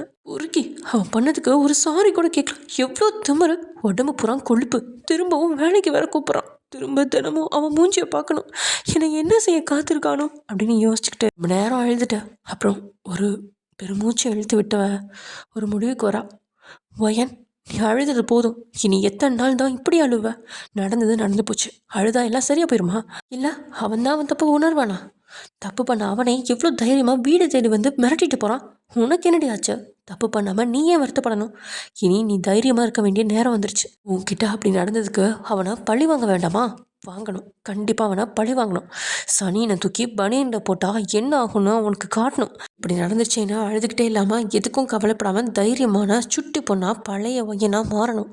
இனி நீ யாருன்னு அவனுக்கு காட்டு. இனி ஒவ்வொரு நிமிஷமும் அவனுக்கு நரகம்னா என்னன்னு காட்டு. தன் சுடிதார் காலரை தூக்கி விட்டு சபதம் எடுக்கிறா. ஜேகே, நாளிலேருந்து உனக்கு கெட்ட நேரம் ஆரம்பிச்சிருச்சுடா. வயனஸ் பேக் ஹூ அப்படின்னு சொல்லி குதிச்சு தான் மடக்கின கையை மேலேருந்து கீழே எடுத்து கத்துறான். தென் அடுத்த நாள் காலையில் நேரமாகவே ஹாஸ்டலுக்கு போயிட்டு அங்கே ஹாஸ்டலில் பூர்ணி என்னாச்சு என்ன வேலைக்கு வரமாட்டேன்னு சொல்ல இங்கே எதுக்கு வந்த அப்படின்னு கேட்க நடந்தது எல்லாத்தையும் சொல்லி இனிமேல் நான் ஆஃபீஸ்க்கு வந்து தாண்டி ஆகணும் அப்படின்னு சொல்ல சரி விடுடி எனக்கும் நீ வந்தது ரொம்ப சந்தோஷம்தான் இனி எப்பவும் உன்னை தனியாக விட மாட்டேன்டி உன் கூடயே இருப்பேன் என்ன உதவினாலும் என்னை கேளு சரியா சரிவா கிளம்பலாம் நேராச்சு அப்படின்னு பூர்ணி சொல்ல இல்லடி நீ போ நான் வர லேட் ஆகும் என்ன சொல்ல பூர்ணியும் கிளம்பிட்டான் போனதுக்கப்புறம் வயன் அப்படியே பெட்டில் உட்காந்துட்டு யோசிச்சுட்டு இருக்கா. அதுக்கப்புறம் மணியை பார்க்குறேன் எப்பயும் ஆஃபீஸ்க்கு போகிற நேரத்தை விட ரொம்பவே அதிகமாகிடுச்சு. வயன் இனிமேல் ஆஃபீஸ்க்கு இந்த டைமுக்கு தான் போகணும், அவன் என்ன தான் பண்ணுறான்னு பார்க்கலாம் அப்படின்னு ஆடி அசிச்சு கிளம்பி தனக்கு பிடிச்ச ஜீன்ஸு டாப்லாம் போட்டுக்கிட்டு ஆஃபீஸ்க்கு போகிறான். ஆஃபீஸ்க்கு போனோடனே நேராக ஜேகேயோட ரூமுக்கு போகிறான். அங்கே உள்ளே போய் பார்க்க ஜேகேவும் அவனோட ஃப்ரெண்ட்ஸும் உட்காந்துட்டு இருக்காங்க. வயன் உள்ளே போயிட்டு ஒரு நிமிஷம் நின்று அவங்கள பார்த்துட்டு நேராக தன்னோட சேரில் போய் உட்காந்துட்டான். அவளை பார்த்த ஜின்னுக்கும் அவனோட ஃப்ரெண்ட்ஸுக்கும் அதிர்ச்சியாக இருக்குது. அதுவும் இங்கே சாராக்கு சொல்லவே தேவையில்லை, இவ்வளோ நடந்தும் திரும்ப வந்திருக்காளா அப்படின்னு அதிர்ச்சியில் உறைஞ்சி நிற்கிறா. வயன் அப்படின்னு வயன் பக்கத்தில் வந்த வயன் எப்படி இருக்கா, நல்லா இருக்கியா? அவள் எதுவுமே பேசல, தன்னோட வேலையை பார்த்துட்ருக்கா. ஏய் என்ன வயன், நான் பாட்டுக்கு பேசிகிட்டு இருக்கேன், நீ ஒன்றும் பேசாமல் இருக்கா, எப்படி இருக்கா? நல்லா இருக்கேன் அப்படின்னு ஒத்த வார்த்தையில் சொல்கிறா வயன். நீ வந்ததை எனக்கு சந்தோஷமாக இருக்குப்பா, நீ வரமாட்டேன்னு நினச்சேன், நானும் வரக்கூடாதுன்னு தான் இருந்தேன், என் தடை எழுத்து நம்ம இங்கே வந்து குப்பை கட்டணும்னு எழுதியிருக்கு அப்படின்னு கோவமாக பேசுகிறான். ஏன் வயன் என்னாச்சு? சும்மா என்னவே கேள்வி கேட்காதுங்க, எதுவாக இருந்தாலும் உங்கள் ஃப்ரெண்டுக்கிட்ட போய் கேளுங்க. ஓ அவன் தான் உனக்கு சாரி சொல்லி உன்னை கூட்டிகிட்டு வந்தானா? சாரி சொல்லில, மிரட்டி கூட்டிகிட்டு வந்திருக்காரு அப்படின்னு அவனை பார்த்து அனல் தெரிக்க கண்களோட சொல்கிறா வயன். என்னது ஜேகே கூட்டிகிட்டு வந்தானா? இது என்னடா பெரிய ட்விஸ்ட்டாக இருக்குது அப்படின்னு ஜேகேவை பார்க்குறான். இங்கே நடக்கிறதுக்கும் எனக்கும் எந்த சம்மந்தமும் இல்லை அப்படிங்கிற மாதிரி ஜேகே அவனோட வேலையை பார்த்துட்ருக்கா. இங்கே சாராக்கு தான் அதிர்ச்சியாக இருக்குது. என்னது ஜேகே கூட்டிகிட்டு வந்தானா அப்படின்னு அதிர்ச்சியில் உறைஞ்சி போகிறா. உடனே ஜேகேவை பார்த்தா, என்ன ஜேகே இதெல்லாம், நீ போய் அவளை கூட்டிகிட்டு வந்தியா? இந்த மாதிரி லோ கிளாஸ் கிட்ட நீ ஏன் போய் கெஞ்சணும்? இவளை விட்டால் வேறு ஆள் நமக்கு கிடைக்காதா? அவள் அப்படி பேசுவோம். இங்கே வயனுக்கு கோவம் வந்துருச்சு. நல்லா கீழே சும்மா கூப்பிடல, வீட்டுக்கு வந்த நேரில் கூப்பிட்ருக்கான், அதுவும் என் காலை பிடிச்சி கேட்டான் அப்படின்னு வயன் சொல்லவும் ஜேகேவே நிமிர்ந்து அவளை பார்க்குறான். இன்னும் அவனையும் பார்த்துட்ருக்கான். வயன் அவனை பார்த்து இவராக சிரிச்சுட்டு, ஆமாம் ஜின், என் வீட்டுக்கு இவரும் சாமி சாரும் வந்து நான் பண்ணதெல்லாம் சாரி என்னை மன்னிச்சிரு அப்படின்னு என் காலில் கூட விழப்போனான். எப்படியாவது என் ஆஃபீஸ்க்கு திரும்ப வந்துருமான்னு கெஞ்சினான். போலீஸ்க்கெல்லாம் போகாத, நான் பண்ணது தப்பு தான், இனிமேல் இந்த மாதிரி தப்புலாம் நடக்காது, அதுக்கு நான் கேரண்டி, நீ எதையும் யோசிக்காமல் வேலைக்கு வா அப்படின்னு கூப்பிட்றான். பாவம் போனால் பழிச்சு போகட்டும்னு வந்துட்டேன் அப்படின்னு திமுறா சேலை செஞ்சு சொல்லி முடிக்கிறா வயன். ஜேகேக்கு அவனோட ஃப்ரெண்ட்ஸுக்கும் முகத்தில் ஆடல. அவங்க எல்லாருமே அதிர்ச்சியில் இருக்காங்க. இவன் சொல்கிறது உண்மையா பொய்யா அப்படிங்கிற குழப்பத்தில் இருக்காங்க. இவளையும் ஜேகேவையும் மாறி மாறி பார்க்குறாங்க. ஜேகே உதட்டல சின்ன மெல்லிய சிரிப்போட அவளை பார்த்துட்ருக்கான். பையனோ சொல்லி முடிச்சுட்டு அவள் பட்டுக்க வேலையை பார்க்க ஆரம்பிச்சிட்டா. ஏக்கி என்ன இது, அவள் சொல்கிறதெல்லாம் உண்மையா அப்படின்னு சாரா கேட்கா. அவன் எதுவுமே சொல்லாமல் தன்னோட வேலையை பார்க்க ஆரம்பிச்சிட்டான். அவன் அமைதியாக இருக்கிறத பார்த்த ஜின்னும், சாரா அவன் தான் அமைதியாக இருக்கான்ல, இதுலேருந்து இது உண்மைன்னு உனக்கு தெரியலையா? பொய்யா இருந்திருந்தா அவனோட ரியாக்ஷன் வேறையாக இருந்திருக்கும், உனக்கு தெரியாதா? ஜேகே சத்தியமாக உன்கிட்ட இருந்ததை நான் எதிர்பார்க்கவே இல்லை. போயும் அவகிட்ட போய் சாரி கேட்டிருக்க, உனக்கே தெரியாமல் நடந்த தப்பு தானே இது, அதுக்கு போய் நீ சாரி கேட்கணுமா? வேலைக்காரன் நாய் வாடேனா வரப்போறா அப்படின்னு கோவமாக கத்துறா சாரா. ஏய் பார்த்து பேசுடி அப்படின்னு வயனும் சீற்றமாக கத்த. என்ன சொன்ன, டீன்னு சொல்கிறியா நீ? என்ன? ஆமாண்டி, நீ மட்டும் என்ன வேலைக்காரன் நாயின்னு சொல்கிற? அப்படி தாண்டி உன்னை டீ போட்டு சொல்வேண்டி, என்னடி தப்பு இப்போ? ஏய் அப்படின்னு இங்கே சாரா கத்த. நிலைமை புரிஞ்சுக்கிட்ட ஜின்னு தான் ஜேஹோப்க்கு கண்ணை காமிக்க வெளியே கூட்டிகிட்டு போடா அப்படிங்கிறான். சாரா வா நம்ம வெளியில் போகலாம். நான் ஏன் வரணும்? இவ என்ன பேசினா பார்த்தீங்களா? புரியுது, வெளியே போய் பேசிக்கலாம் அப்படின்னு வேகமாக அவளை இழுத்துக்கிட்டு வெளியே போயிட்டான் ஜேஹோப். இங்கே வயன் தான் அவளோட வேலையை பார்த்துட்ருக்கா, ஜேகே அவனோட வேலையை பார்த்துட்ருக்கான். ரெண்டு பேரையும் மாறி மாறி பார்த்த ஜின்னு அமைதியாக வெளியே போயிட்டான். அவங்க போனதுக்கப்புறம் வயன் யோசிக்க ஆரம்பிச்சிட்டா. தப்பு பண்ணிட்டோமோ, இந்தளவுக்கு பொய் சொல்லியிருக்க கூடாதோ, இவன் நம்மளைய கேவலமாக திட்டி மிரட்டி தான் வேலைக்கு வர வச்சுருக்கான். நான் கொஞ்சம் கூட வாய் கூசாமல் காலில் விழுந்து மன்னிப்பு கேட்டிருக்கான்ற லெவலுக்கு பேசியிருக்கேன். நான் பேசினதெல்லாம் கேட்டு சண்டைக்கு வருவான்னு பார்த்தா அமைதியாக எதுவும் பேசாமல் வேற இருக்கானே. அவ தான் ரொம்ப ஆடுறா, ஆனால் இவன் ஏன் அமைதியாக இருக்கான்? சிங்கம் ஏன் பதுங்குது? எதுவும் பேசாமல் தான் வேலையை செய்யுதே, தப்பாச்சே. ஒரு வேளை ரொம்ப பெரிய ஆப்புக்கு ரெடி பண்ணுதோ? இப்போ என்ன பண்ணட்டும், தைரியமாக சமாளிப்போம். வயன் நீயும் ஓவராக தான் போய் சொல்லியிருக்க. இந்த 3 பேகுங்களும் அதையும் நம்பிட்டு போகுதுங்க. இத்தனை வருஷமாக இவன் கூட இருந்திருக்குதுங்க. ஆனால் இவனை பற்றி ஒன்றுமே தெரில. என்ன ஃப்ரெண்டுகளோ, நல்ல வேலைப்பா நமக்கு இந்த மாதிரி ஃப்ரெண்ட்ஸ் கிடைக்கல அப்படின்னு மைண்ட் வைஸில் எதையோ பேசிட்டு வேலையை பார்த்துட்ருக்கா வயன். நேரம் கழிச்சு சாமி வர்றாரு. வயனை பார்த்துட்டு எதுவும் பேசாமல் செக்கிக்கிட்ட போய், சார் நீங்கள் சொன்னால் எல்லா வேலையும் முடிச்சிட்டேன். அவன் நிமிர்ந்து பார்த்து சரி அப்படின்னு தலையாசிக்கிறான். சார் அப்போ நான் கிளம்பவா? நான் கூப்பிடும்போது வந்தால் போதும். இல்லை சார், நீங்கள் தனியாக எப்படி மேனேஜ் பண்ணுவீங்க? அதான் நான் காலில் விழுந்து கெஞ்சி கூப்பிட்டா என்னோட இன்னொரு பிஏ இருக்காங்கல்ல, அவங்க எல்லா வேலையும் பார்த்துக்குவாங்க. வயனுக்கு அவன் தன்னை தான் சொல்கிறான் அப்படின்னு தெரிஞ்சு எழுந்து சாமிக்கிட்ட போகிறான். அதான் அவர் எல்லா வேலையும் பார்த்துக்கிறேன்னு சொல்கிறார்ல, நீங்கள் எதுக்கு அவர் வரவேணான்னு சொல்கிறீங்க? என்னாலலாம் திரும்பவும் உங்களுக்கு பிஏவாக இருக்க முடியாது. எனக்கு ஆஃபீஸ் வேலை ஏதாவது இருந்தால் கொடுங்க, அது ஆஃபீஸ்லேயே இருந்து நான் பார்த்துக்கிறேன். உங்கள் கூட இருக்கிறதெல்லாம் எனக்கு பாதுகாப்பாக இருக்காது. இல்லை நான் பிஏவாக இருந்து நீங்கள் போகிற பக்கம்லாம் பின்னாடியே நான் வருவேனா? ஒரு முறை வந்து நான் பட்டப்பாடே போதும் அப்படின்னு பையன் பேசி முடிக்கவும், ஏகேவோ சாமி இங்கே நான் ஓனரா இல்லை அவங்க ஓனரா? நீங்கள் தான் சார். சரி அப்போது நீங்கள் கிளம்பலாம், நான் கூப்பிடும்போது வந்தால் போதும் அப்படின்னு அவன் பேசி முடிக்கவும் சாமி வேகமாக வெளியே போயிட்டாரு. சாமி சார், சாமி சார், ஏய் என்ன நினச்சிட்ருக்கா? என்னால் தான் உனக்கு பிஏவாக இருக்க முடியாதுன்னு சொல்கிறேன்ல, அவர் எதுக்கு போக சொன்னேன்? இது என்னோட சாம்ராஜ்யம், நான் சொல்கிறது மட்டும்தான் இங்கே நடக்கணும். உன் விருப்பத்துக்கெல்லாம் இங்கே ஆடணும்னு நினைக்காத. அப்புறம் இதே மாதிரி நீ பேசுகிறப்பெல்லாம் நான் பொறுமையாக கேட்டுட்ருப்பேன்னு நீ எப்போவும் நினைக்காத. பொறுமைக்கும் ஒரு எல்லை இருக்குது, அதை மீறாத. அது தாண்டா நானும் சொல்கிறேன். என்னால் உனக்கு பிஏவாக வேலை பார்க்க முடியாது. என்னை வேறு டிபார்ட்மெண்ட் மாற்றி விட. உன் மூஞ்சியை பார்க்கவே எனக்கு பிடிக்கல அப்படின்னு அவன் கோமா கத்திகிட்ருக்கா. இப்போ வரைக்கும் எனக்கு அந்த எண்ணம் இல்லை. ஆனால் நீ சொன்னதுக்கப்புறம் தான் நான் யோசித்தேன். வேற ஆளாக போடுறதுக்கு பதிலாக இத்தனை நாள் வேலை செஞ்சால் நீயே இருக்கலாம். நீ திரும்பவும் பிஏவாக தான் இருக்க போகிற. நான் போகிற பக்கம் எல்லாம் நீ கூடவே தான் வரணும். என்ன ஓகேவா அப்படின்னு சேக்க திமுறா கேட்குறான். அட கருப்புமே, நானாக தான் வந்து வலையில் விழுந்துட்டேனோ? அப்படின்னா நீ பிஏவாக இருக்கிறது அவனுக்கே பிடிக்கலையா? அப்போ நீ தான் வாயை வச்சுட்டு சும்மா இல்லாமல் வாங்கி கட்டிக்கிட்ட போல. போடி போயன், உன் வாயில் தான் சனி இருக்கு போல. இப்போ இப்படி சமாளிக்கிறது? சரி எதையாவது பேசுறி அப்படின்னு தான் மனசில் நினச்சிட்டு அவனை பார்த்து, சரி சரி ஏதோ நான் கோவத்தில் பேசுகிறேன், அதுக்காக நீ உன் முடிவுலாம் மாற்றிக்க வேணாம். நான் பிஏ வேணாங்கிறதுல நீ உறுதியாக இரு, அது எனக்கு போதும் அப்படின்னு வயன் சமாளிக்கா. சேக்கேவோ, நான் முடிவெடுத்தது எடுத்தது தான். திரும்பவும் நீ தான் பிஏ, அந்த வேலையை பாரு அப்படின்னு உட்காந்து அவனோட வேலையை பார்க்க ஆரம்பிச்சிட்டான். அப்படின்னு கத்தி கோவத்தில் தான் காலை தரையில் உதச்சிட்டு இப்படி ஆயிடுச்சு அப்படின்னு கோமா போய் உட்கார்றான். ஜேகே திரும்பி அவளை பார்க்குறான். அவன் மூஞ்சி சிடு சிடுன்னு வச்சுக்கிட்டு ஏதோ புலம்பிக்கிட்டே வேலையை பார்த்துட்ருக்கான். ஏதோ ஓரமாக தான், நீ போக போக பார்க்க வேண்டியதோ எவ்வளவோ இருக்கு அப்படின்னு நினச்சிட்டு மறுபடியும் தான் வேலையை பார்க்க ஆரம்பிச்சிட்டான். நேரம் கழிச்சு ஜேகே மணியை பார்க்குறான். அவனுக்கு ஒரு மீட்டிங்க்கு டைம் ஆயிடுச்சு. ஆனால் வயன் எதுவுமே கண்டுக்காம அவள் பாட்டுக்கு வேலையை பார்த்துட்ருக்கா. சாமியும் வயனுக்கு மெசேஜ் அனுப்பிட்டாரு, இந்த டைமுக்கு என்ன மீட்டிங் இருக்குது அப்படின்னு. ஆனால் வயன் அதை படிச்சும் படிக்காத மாதிரி உட்காந்துட்ருக்கா. ஏய் அவள் திரும்பவே இல்லை, அவள் பாட்டுக்கு வேலையை பார்த்துட்ருக்கா. ஏய் உன்னதான் அவளுக்கு கேட்குது, ஆனாலும் கண்டுக்கல. வேணும்னே இப்படி பண்ணுறா அப்படின்னு தெரிஞ்ச ஜெகேவும் கையில் கிடச்ச பொருள் எடுத்து அவன் மேலே ஏறிடான். அந்த பொருள் நேராக அவளோட மண்டையை பார்த்தா பார்க்குது. ஐயோம்மா வலிக்குதே அப்படின்னு தலையில் கை வச்சுக்கிட்டு தேய்ச்சிக்கிட்டே நிமிர்ந்து பார்க்க அவன் இவளையே பார்த்துட்ருக்கான். உனக்கு அறிவு இல்லையா? இப்படி தான் பொருளை தூக்கி மண்டையில் போடுவியா? கூப்பிட்டா திரும்பி பார்க்கணும். நீ எப்படா கூப்பிட்டா? என்னை கொல்லாமல் விட மாட்ட போல. அவன் எழுந்து நின்று, எவ்வளோ தைரியம் தான் என்னை டாப் போட்டு கூப்பிடுவேன் அப்படின்னு கேட்க வயனும் எழுந்து வந்து அவன் டேபிள் கிட்ட வந்துட்டு, அப்போது என்னை வேலையை விட்டு தூக்கிடு, நான் தப்பு பண்ணிட்டேன் தானே, அப்போ நீ வேலையை விட்டு தூக்கிடு பார்ப்போம் அப்படின்னு சிரிச்சுக்கிட்டே கேட்க, அவளோட எண்ணம் புரிஞ்சவனும் சிரிச்சுக்கிட்டே, நீ என்ன பண்ணாலும் அது மட்டும் நடக்காது. அவன் அப்படி சொன்னதும் அவளுக்கு கோவம் வருது. அப்புறம் எதுக்குடா என்ன கூப்பிட்ட? மீட்டிங்கு டைம் ஆச்சு, பார்ப்போலாம். என்னாலாம் வர முடியாது அப்படின்னு தான் சீட்டில் போய் உட்காந்துக்கிட்டான். நீ வந்து தான் ஆகணும். முடியாதுன்னு சொல்கிறேன்ல. சரி அப்போ இருந்துக்கோ, ஆனால் உனக்கு சம்பளம்னு ஒரு பைசா தர மாட்டேன். சரி கொடுக்காத, உன் காசை யாருக்கு வேணும்? உனக்கு வேணாம் தான், ஆனால் உங்கள் அப்பா கேட்பார்ல, ஏம்மா ஒரு மாதமாக அங்கே வேலை செஞ்சியே சம்பளம் என்னாச்சுன்னு கேட்பார்ல, அதுக்கு நீ என்ன பதில் சொல்வ? நான் எங்கள் ஓனரையே டா சொல்லி கூப்பிட்டேன், அதனால் எனக்கு சம்பளம் தரலைன்னு சொல்லுவியா அப்படின்னு அவள் சிரிச்சுக்கிட்டே இலக்கரமாக கேட்க அவளுக்கு கோவம் தான் வருது. எழுந்து நிற்கிறான். நான் போகிறேன், பின்னாடியே நீ வா, இல்லை நான் சம்பளத்தை கட் பண்ணிடுவேன் அப்படின்னு கையில் செய்கை காமிச்சிட்டு போயிட்டான். ஆண்டவா, அவனை வச்சு செய்யலான்னு பார்த்தா அவன் என்ன வச்சு செய்கிறானே, இது உனக்கே நியாயமா? நானும் இதை யோசிக்கல. ஒரு மாதம் வேலை செஞ்சு சம்பளத்தை வீட்டில் கொடுக்காட்டி அப்பா கேட்க தானே செய்வார். என்னடி ஓயன் உன் வாழ்க்கை இப்படி போகுது?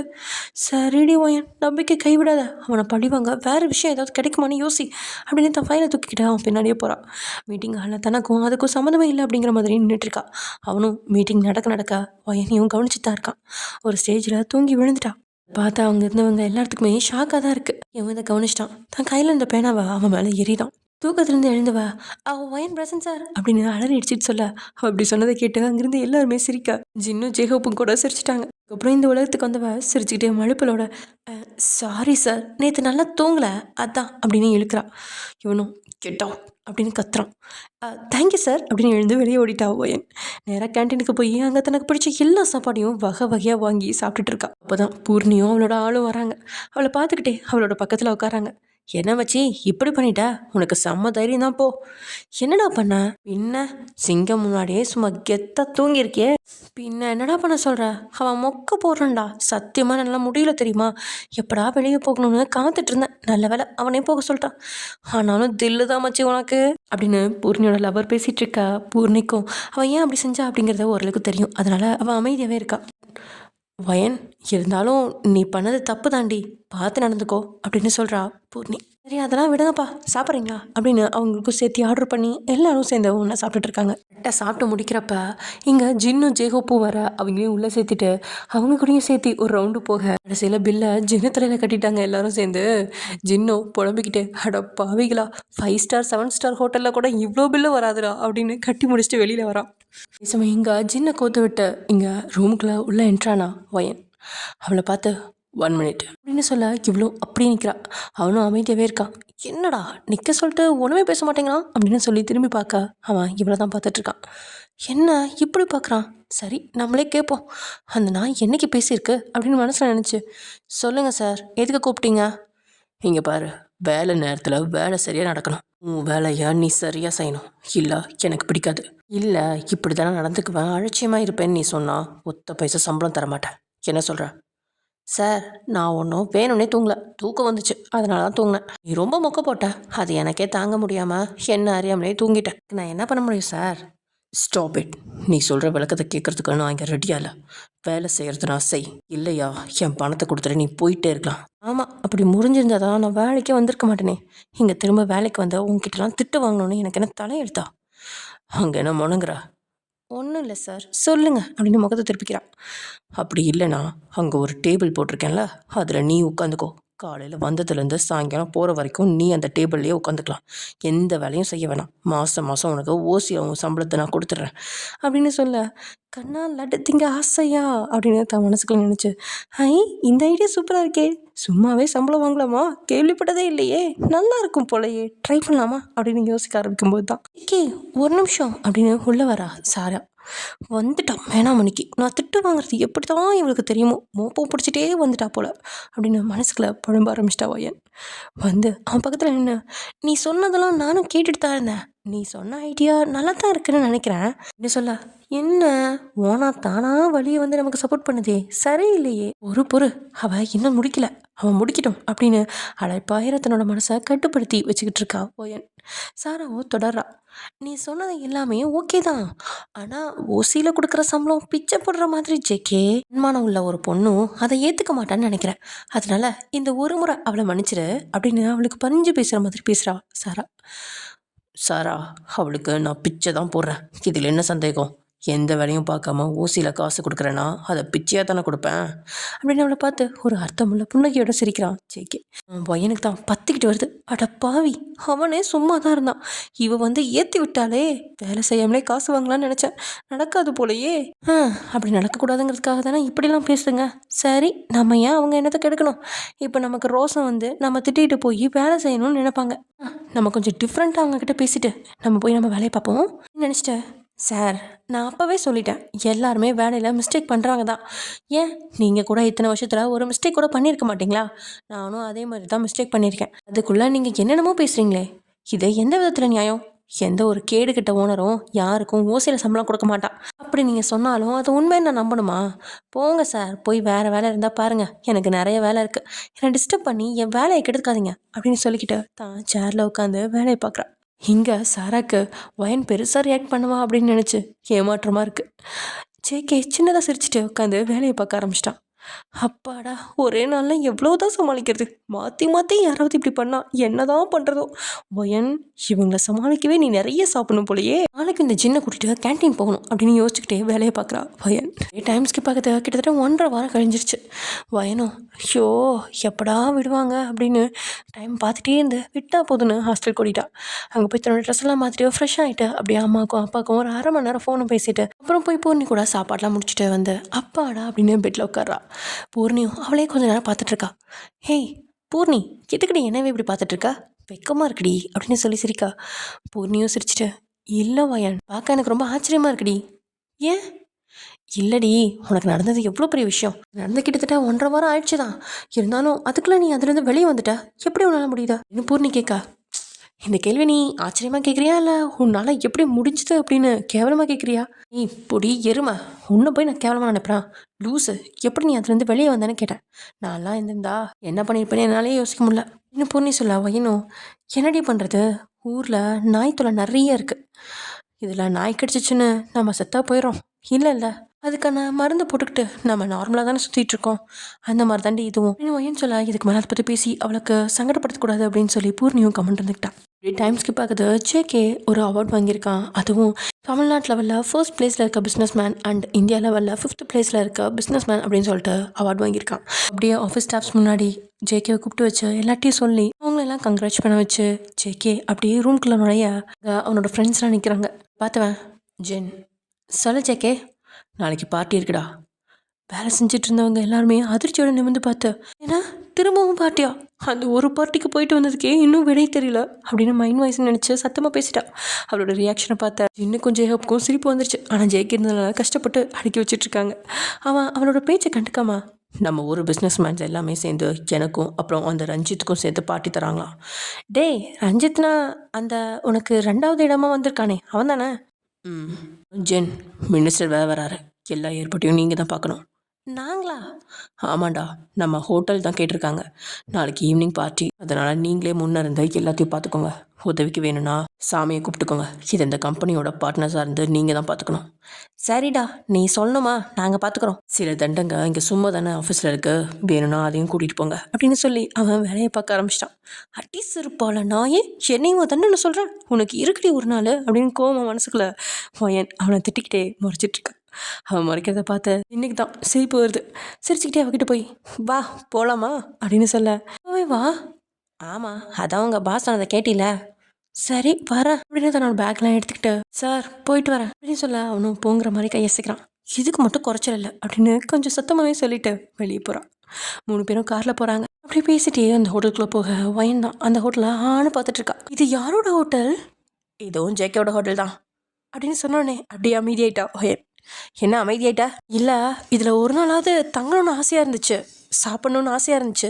ஆனால் நீ ஜேகேவோட ஹோட்டல்னு சொன்னோன்னே எனக்கு அந்த ஆசையெல்லாம் போயிடுச்சு அப்படின்னு வயன் சொல்ல ஜின்னுக்கும் அது என்ன புரிஞ்சதுனால அவனும் அதுக்கு மேலே எதுவும் பேசல. என்ன அப்படியே உள்ளே போயிட்டு இன்னைக்கு ஈவினிங்குள்ளே எல்லா டெக்கரேஷன் அப்புறம் பார்ட்டிஸ்க்கு தேவையான எல்லாமே ரெடியாக இருக்கணும் அப்படின்னு சொல்லிட்டு சாப்பாடும் எல்லாம் அரேஞ்ச் பண்ணிட்டு அப்படியே வெளியில் வராங்க.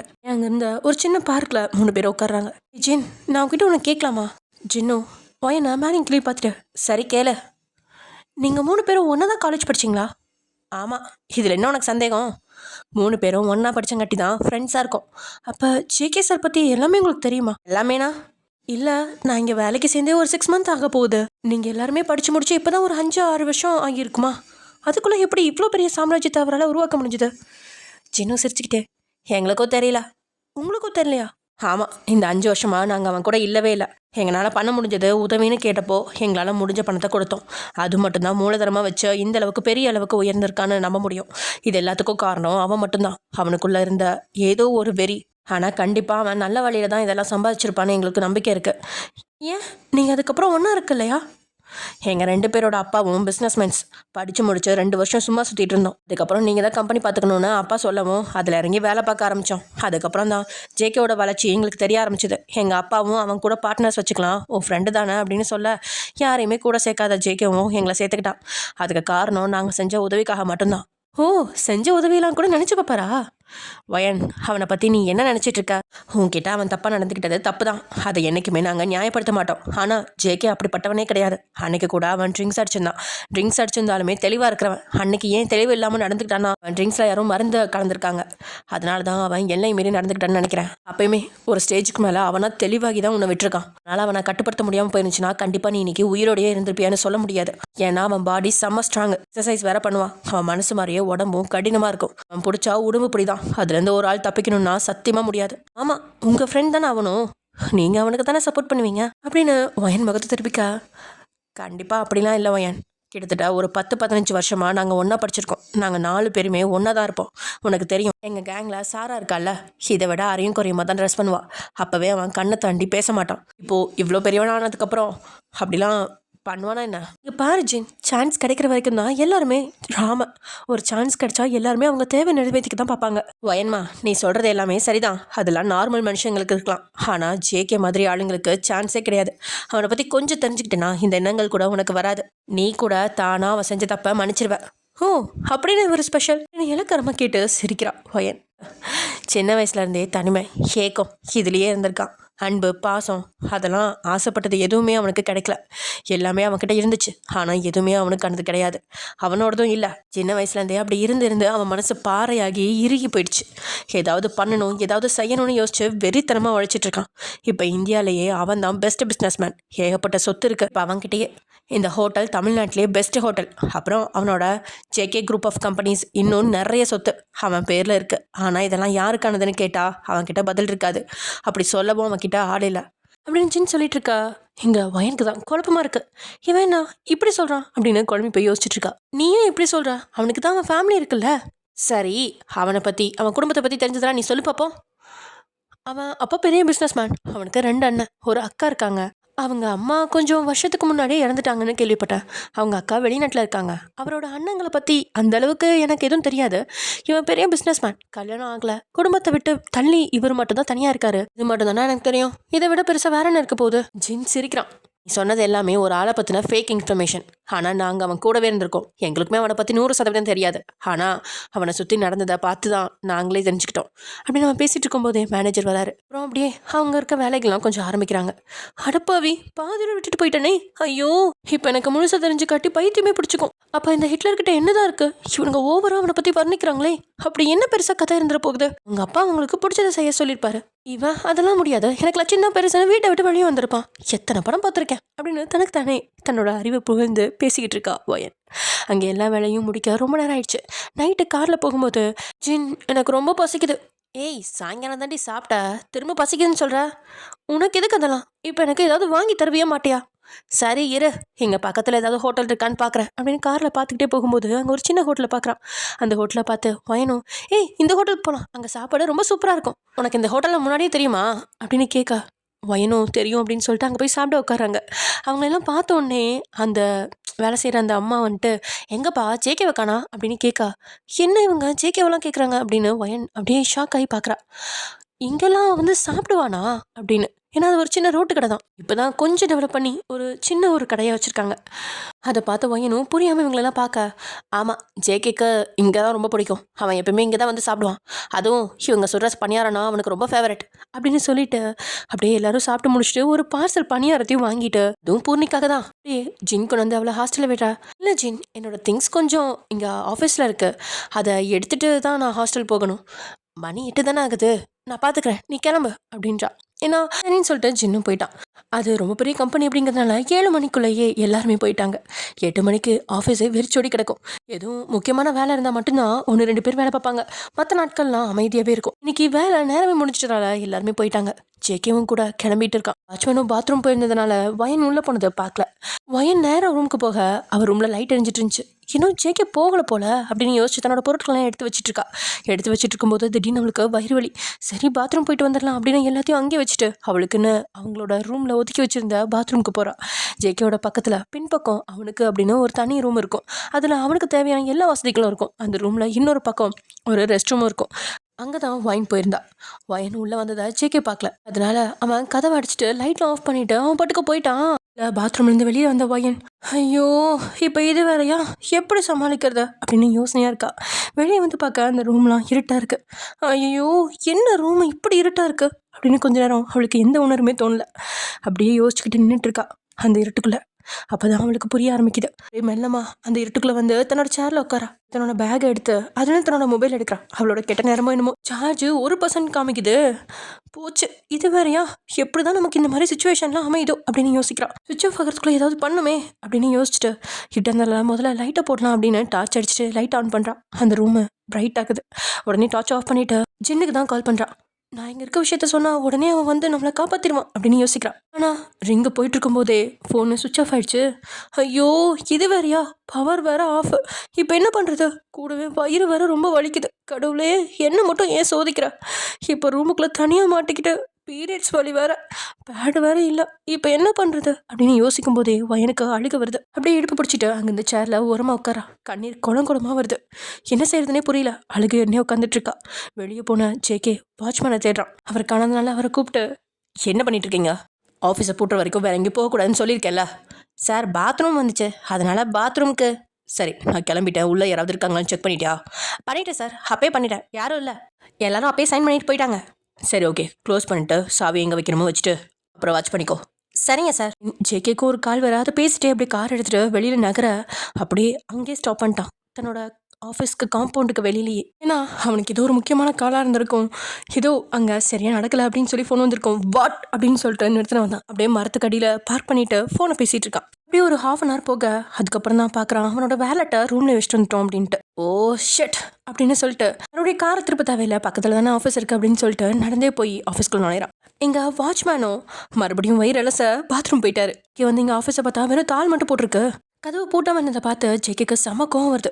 எவ்வளோ சொல்லியும் பூட்டாமல் போயிருக்கான், வந்து வச்சுக்கிறேன் அப்படின்னு கதவை திறந்துட்டு உள்ளே போயிட்டான். தன்னோட ரூமை நோக்கி திரும்பி நடக்கும்போது தன்னோட ரூமில் லைட் எரியதை பார்த்து குழம்புறான். லைட்டை ஆஃப் பண்ணிட்டு தானே போனேன், திரும்ப எப்படி எரியுது அப்படின்னு அந்த ரூம்குள்ளே போக அவனோட ரூம் சாவி எப்பயுமே ஜேகே கிட்ட மட்டும்தான் இருக்கும்.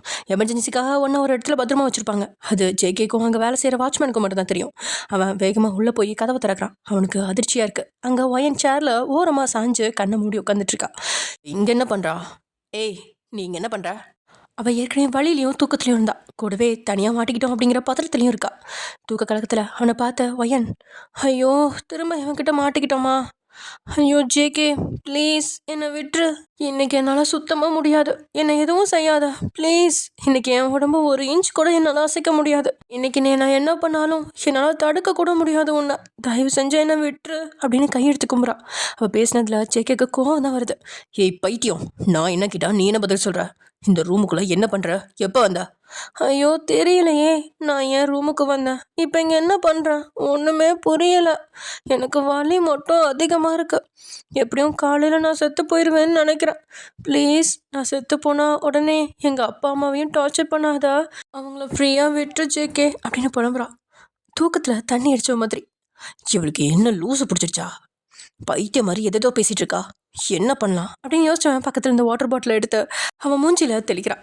ஐயோ மழை வருது அப்படின்னு கத்திக்கிட்டே முகத்தை தொடச்சி பார்க்கும்போது தான் அங்கே ஜேகே நின்றுட்டு இருக்கா. ஏய் நீங்கள் என்ன பண்ணிட்டு இருக்க அப்படின்னு பயத்துற கேட்க, அது நான் கேட்க வேண்டிய கேள்வி.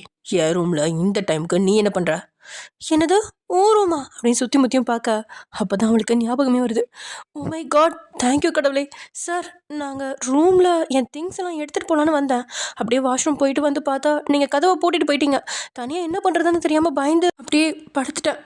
நல்ல வேலை, கடவுள் உங்களை அனுப்பி வச்சிட்டாரு. ப்ளீஸ் சார் எப்படியாவது வெளியில் கூட்டிகிட்டு போயிருங்க சார் என்ன அப்படின்னு வயன் ஒரு மாதிரி அழுகிற நிலைமைக்கு போக, சரி வா போகலாம் அப்படின்னு சொல்லிட்டு தன்னோட வாலெட்டை எடுத்துக்கிட்டு அங்கேருந்து வயனை கூட்டிகிட்டு வெளியில் போய் பார்த்தா அந்த கம்பெனி மூடி வச்சிட்டாங்க. வேற யார், இந்த வாட்ச்மேன் தான். வெளியில் பாத்ரூம் போயிட்டு வந்து பார்த்தா கேட்டும் திறந்துருக்கு, இங்கே கம்பெனியும் நீக்கி கிடக்கு. ஐயோ இதை யார் இப்படி பண்ணா? இது மட்டும் முதலாளிக்கு தெரிஞ்சிச்சு, அவ்வளோதான் நான் செத்தேன் அப்படின்னு சொல்லிட்டு அந்த வாட்ச்மேன் வேகமாக போய் அந்த கேட்டை சாத்திட்டு இங்கேயும் வந்து கம்பெனியும் பூட்டிட்டு அவர் பட்டுக்காரு போய் வேலையை பார்க்க ஆரம்பிச்சிட்டாரு. இங்கே ஜேகே இதை பார்த்தவன், ஓ ஷிட் அப்படின்னு சொல்லிட்டு தலையிலே அடிச்சுட்டு அவன் வேறு வெளியில் பூட்டிட்டான். என்னோடய ஃபோனும் காரில் இருக்க, நீ உன்னோட சரி வா நம்ம உள்ளே போகலாம் அப்படின்னு சொல்லிட்டு ஜேகே வயனை மறுபடியும் அவனோட ரூமுக்கே கூட்டிகிட்டு போக அந்த கேபின்குள்ள நினச்சதுமே அவன் ஒரு மாதிரி வயனை திரும்பி பார்க்குறான். அவனோட முகத்தில் ஒரு ஏளன புன்னகை. அவன் வயனை ஒரு மார்க்கமாக பார்த்துட்டு கிட்டே நெருங்க. ஐயோ மறுபடியும் என்ன அந்த மாதிரியே பார்க்குறவன் போச்சு, என்ன ஏதாவது பண்ண போகிறானோ அப்படின்னு வயன் பயந்து நடுங்கிட்டு இருக்கா. ஓகே ஃப்ரெண்ட்ஸ், இதோட இந்த எபிசோட முடிச்சுக்கலாம். நெக்ஸ்ட் எபிசோட நடக்க போகுது அப்படிங்கிறத நெக்ஸ்ட் எபிசோட பார்க்கலாம். Okay bye.